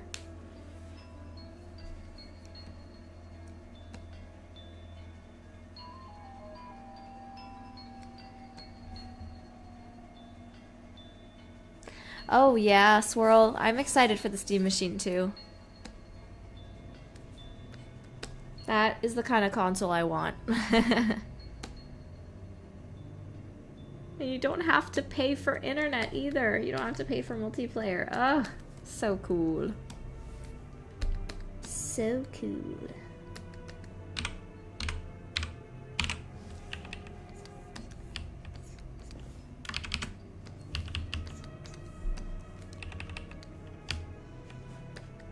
Do Jet Set Radio songs get copyright claimed? I might do Jet Set Radio music at some point.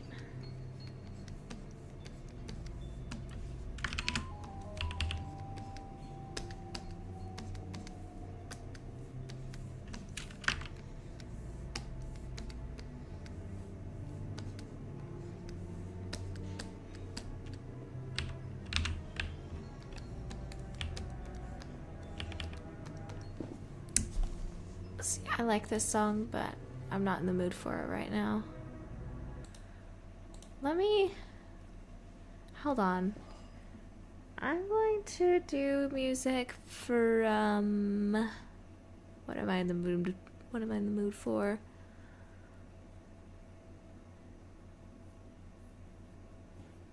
Okay, I've only played a little bit of a Professor Layton game, but the music is really good, so I'm going to do some Professor Layton music. 1 hour of the best Professor Layton music, part 3. That's what we're going to do.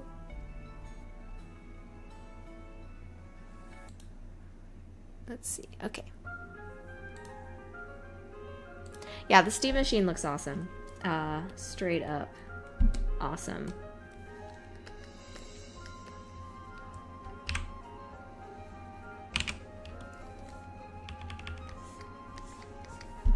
Also excited for the VR headset too. That should be fun.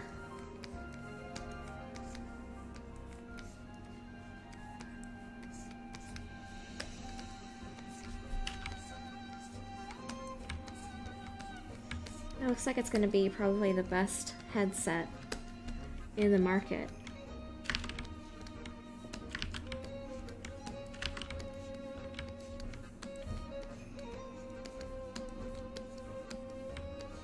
Which is great because Oculus Rift is the headset that I have, and I'm really upset with the Facebook integration. It's so lame. I didn't want to have to make a whole Facebook account in order to use my headset.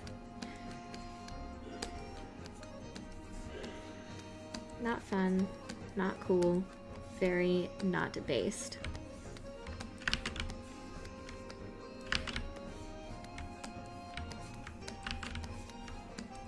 I also really like how the Steam headset has optional wires and the ability to stream right from your computer. That is amazing. I like VR, but I don't use it super often because setting it up is really annoying.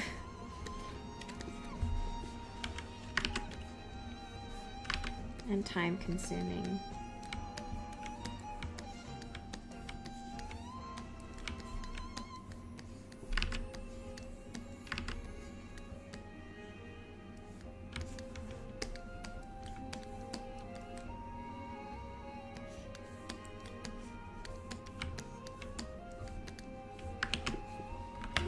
Oh, hi Saya, welcome to the chat.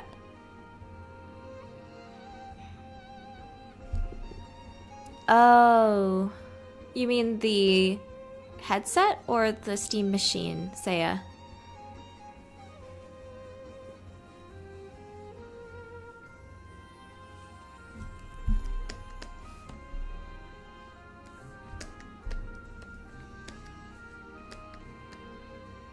I'm assuming you mean the headset.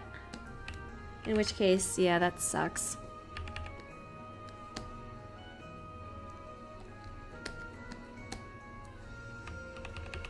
Yeah.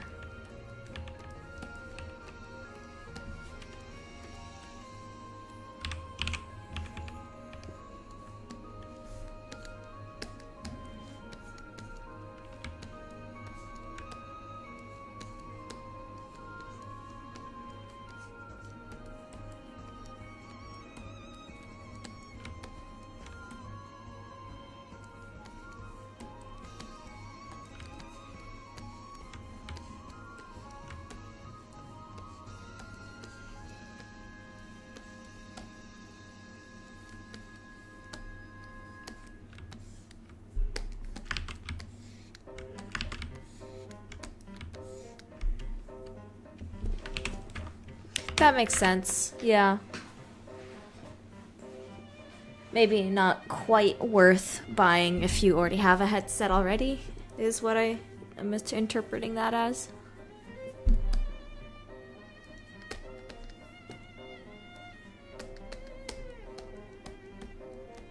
And I am nervous about the cost of it and the Steam machine.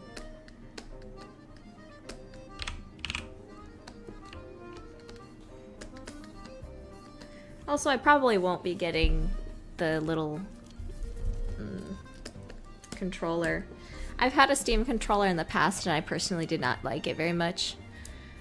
PlayStation 5 controller is just too peak.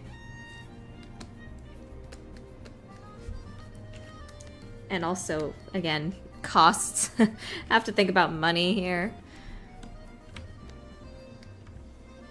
Yeah, that makes sense, Saya. We'll want to wait for more reviews and good comparisons and wait for it to be out before making any definitive decisions. That's always a wise thing to do.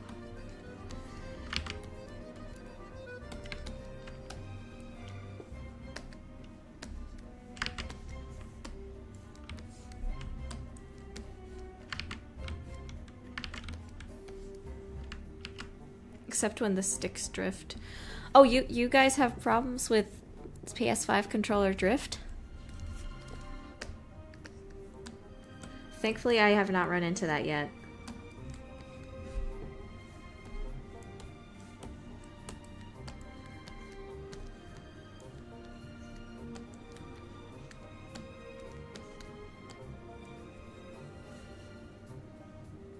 Oh, really? They fixed that. That's sick. That's probably the #1 most annoying thing about the Switch for me.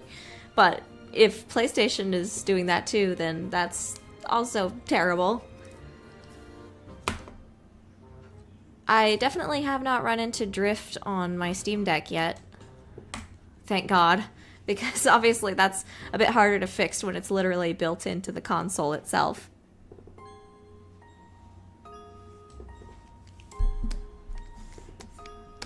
The new Steam controller does look like an improvement. I'm hopeful.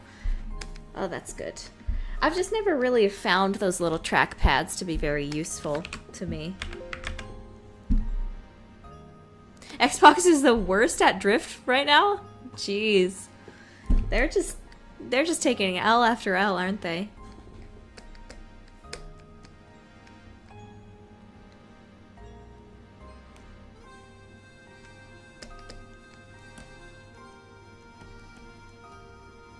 I can't tell if I like... I feel like I keep doing this on my curly characters' hairs, where I just kind of have these bumps in the back to represent the little curl. I think I maybe need a little more variety in the size, maybe. Maybe some more that actually pop out and show the curl. I don't know. I don't know. I don't know.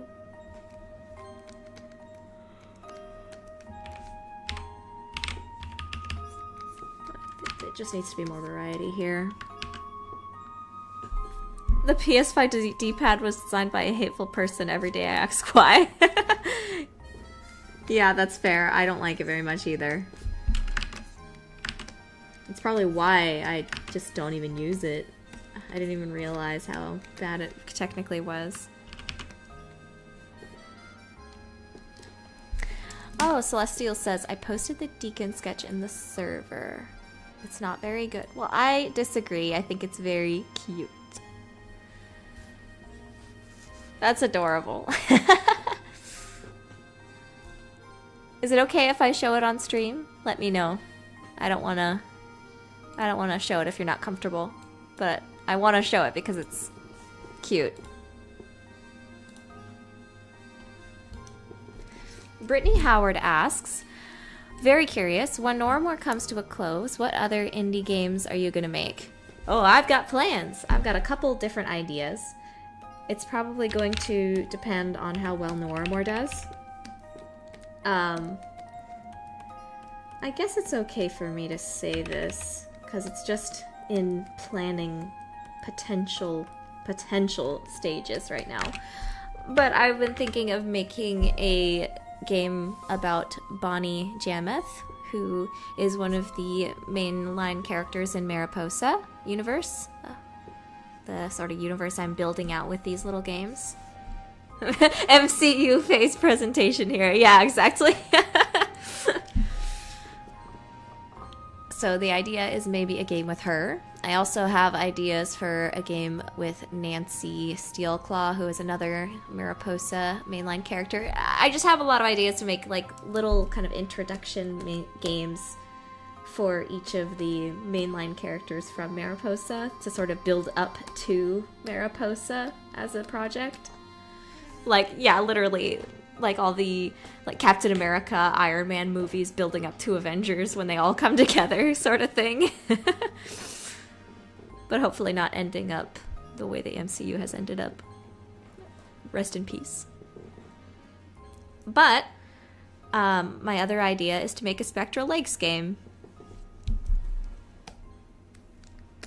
I think Spectral Lakes would work really well as some kind of 3D adventure game, a la Telltale. I mean, it probably wouldn't have the same kind of choice-based gameplay as Telltale, but it would be 3D adventure gamey. Maybe more like Sam & Max kind of thing.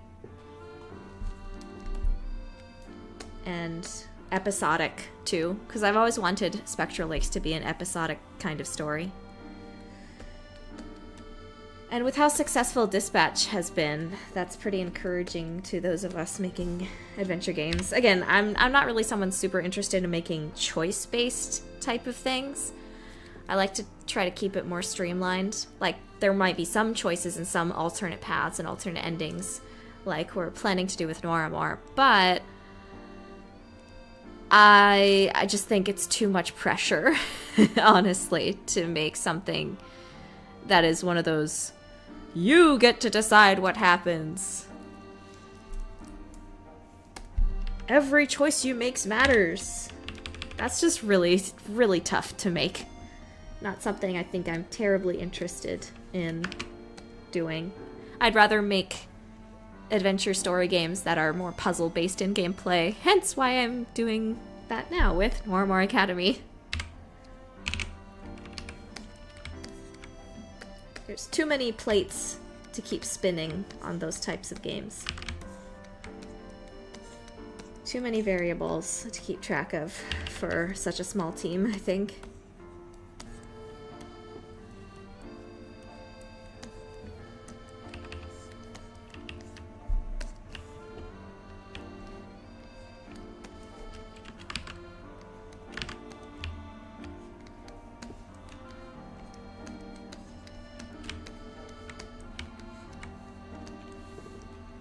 Oh, I'm sorry. Yeah, hold on. Let me show you sketch.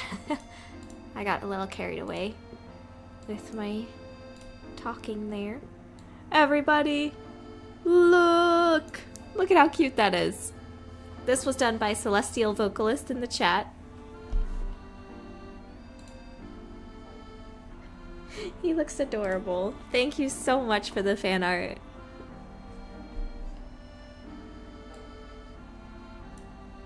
I love that little expression. Very cute.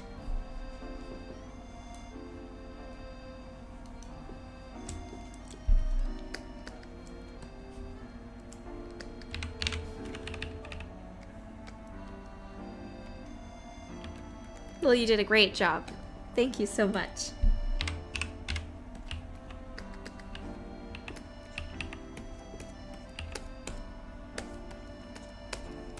You captured him very well.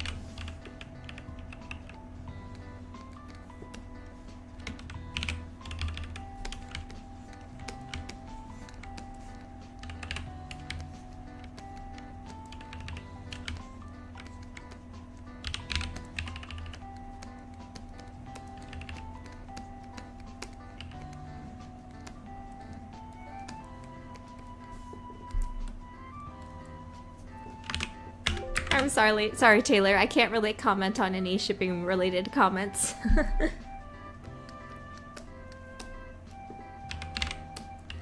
I've seen what happens when creators get involved in shipping.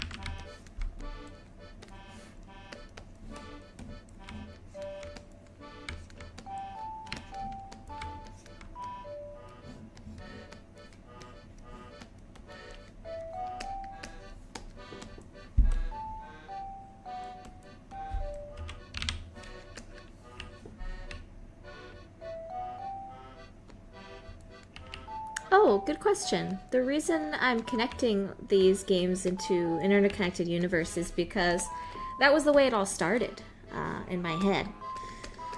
When I conceptualized one of my first game projects, which was Mariposa and the Galaxy Man, which was a platformer I wanted to make when I was in college, the idea was that the main character would visit all these kind of cool planets that all had these unique themes that were based on different decades of the 1900s. So, because the game had multiple planets to visit, I started concepting what these different planets would look like and what kind of characters would be their sort of representative in the game. In the same way that, like, Garrus represents I don't remember the name of the planet in Mass Effect. Like in Mass Effect, sort of each of the aliens on your team represent these different locations. I wanted to have characters in Mariposa that each kind of represented one of these planets. And so, from there, I started getting really attached to these individual characters and their planets. And when we did the Mariposa Kickstarter and it failed, what I thought would be neat is to start focusing on these individual characters and their individual planets and start small with the game. Start small with them and eventually build up to the big platforming game we want to make in the future. That way you have this foundation to work from and all these little individual planets that are part of an interconnected universe that eventually come together in this big game that involves them all in the future. That's the idea anyway, if that makes sense.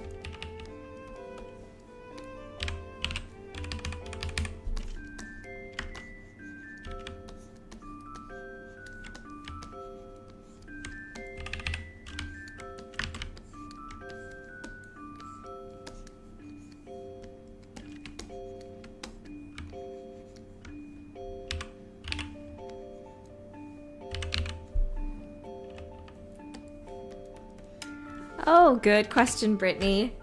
The kind of game that I would like to do with Bonnie is a third-person shooter. Very Uncharted, Tomb Raider inspired. I don't know if that would be possible, but it's just the initial base idea that I have so far.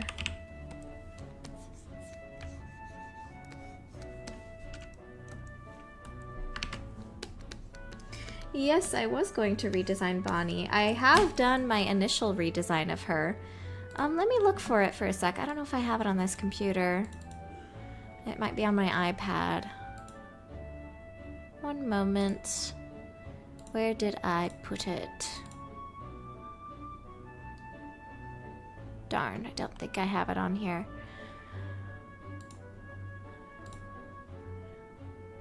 I do think I have it somewhere on my Discord server. Let me search for it real quick.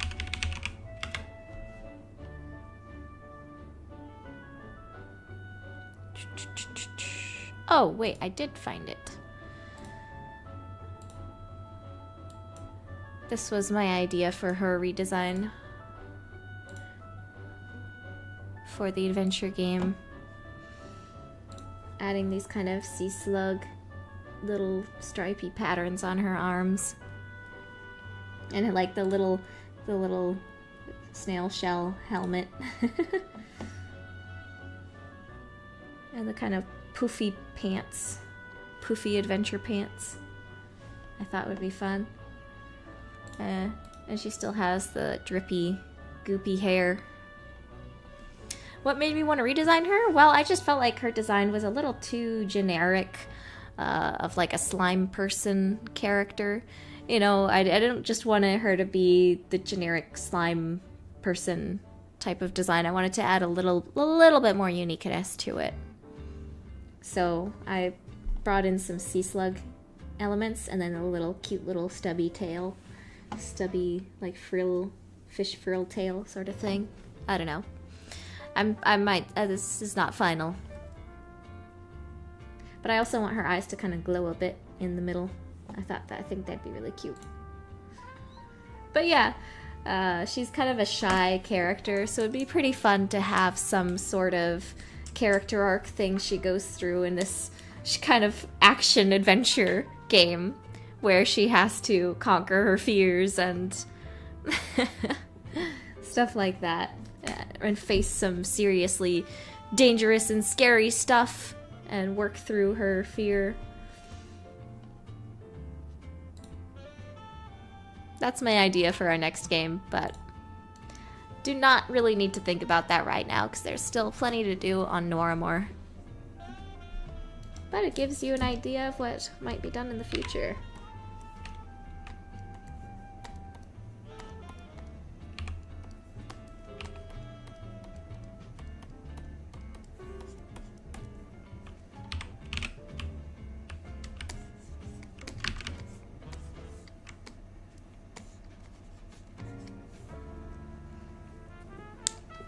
Oh, she reminded you of Molly from American Girl. That's great. Oh, a third-person shooter. Yeah. I really like third-person, so probably a lot of our games will be third-person. I mean, I love first-person too, but I don't think third-person really first-person. I don't think first-person really works for cartoony, kind of super stylized games like this. I feel like these kind of games work best when you can see your character. IMO. But games like Portal and Half-Life and more realistic military first-person shooters, it makes a lot more sense for those to be first-person. It's a little more immersive for that kind of experience.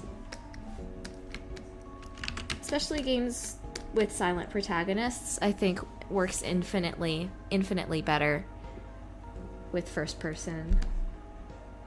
Third person feels a little awkward to me sometimes with silent protagonists. It can work, but it works better first person IMO. because you can't see the character just kind of standing there silently. It's easier to self-insert onto first person IMO.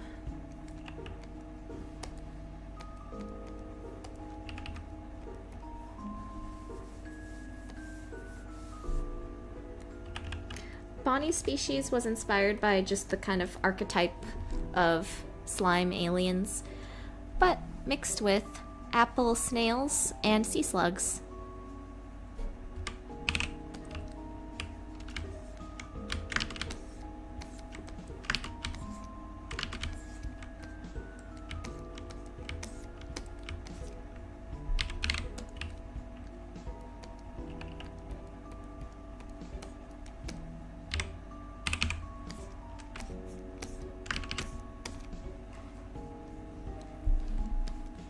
Any visual novel you would want to make?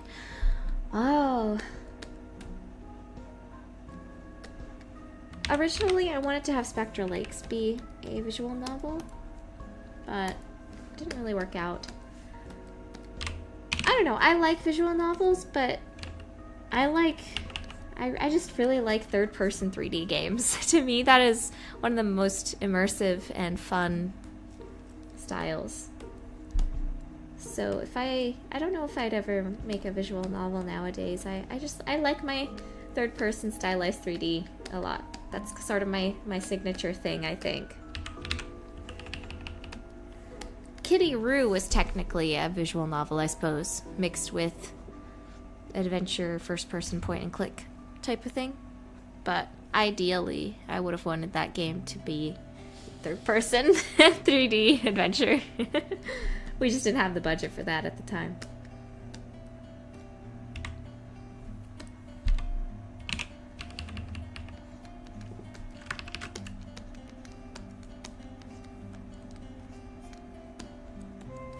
I like what I like. What can I say?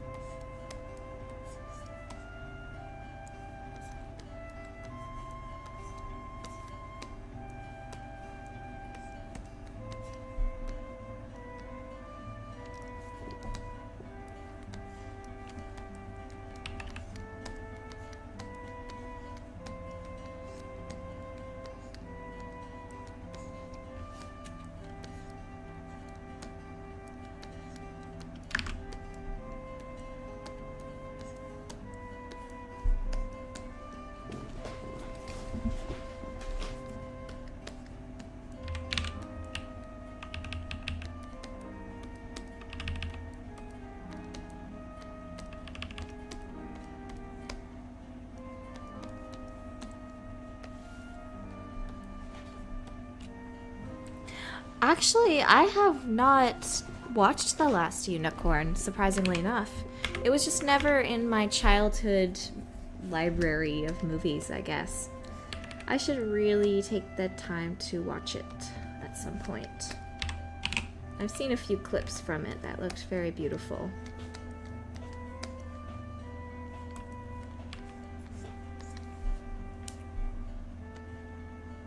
Thank you, Pippin. Or Pippin Starshine.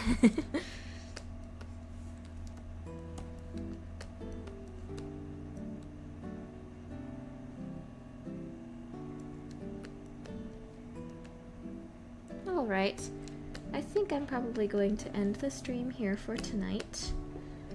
Gonna go play some board games with the fam. Thank you so much for joining me today, everybody. Always nice to have y'all here hanging out with us.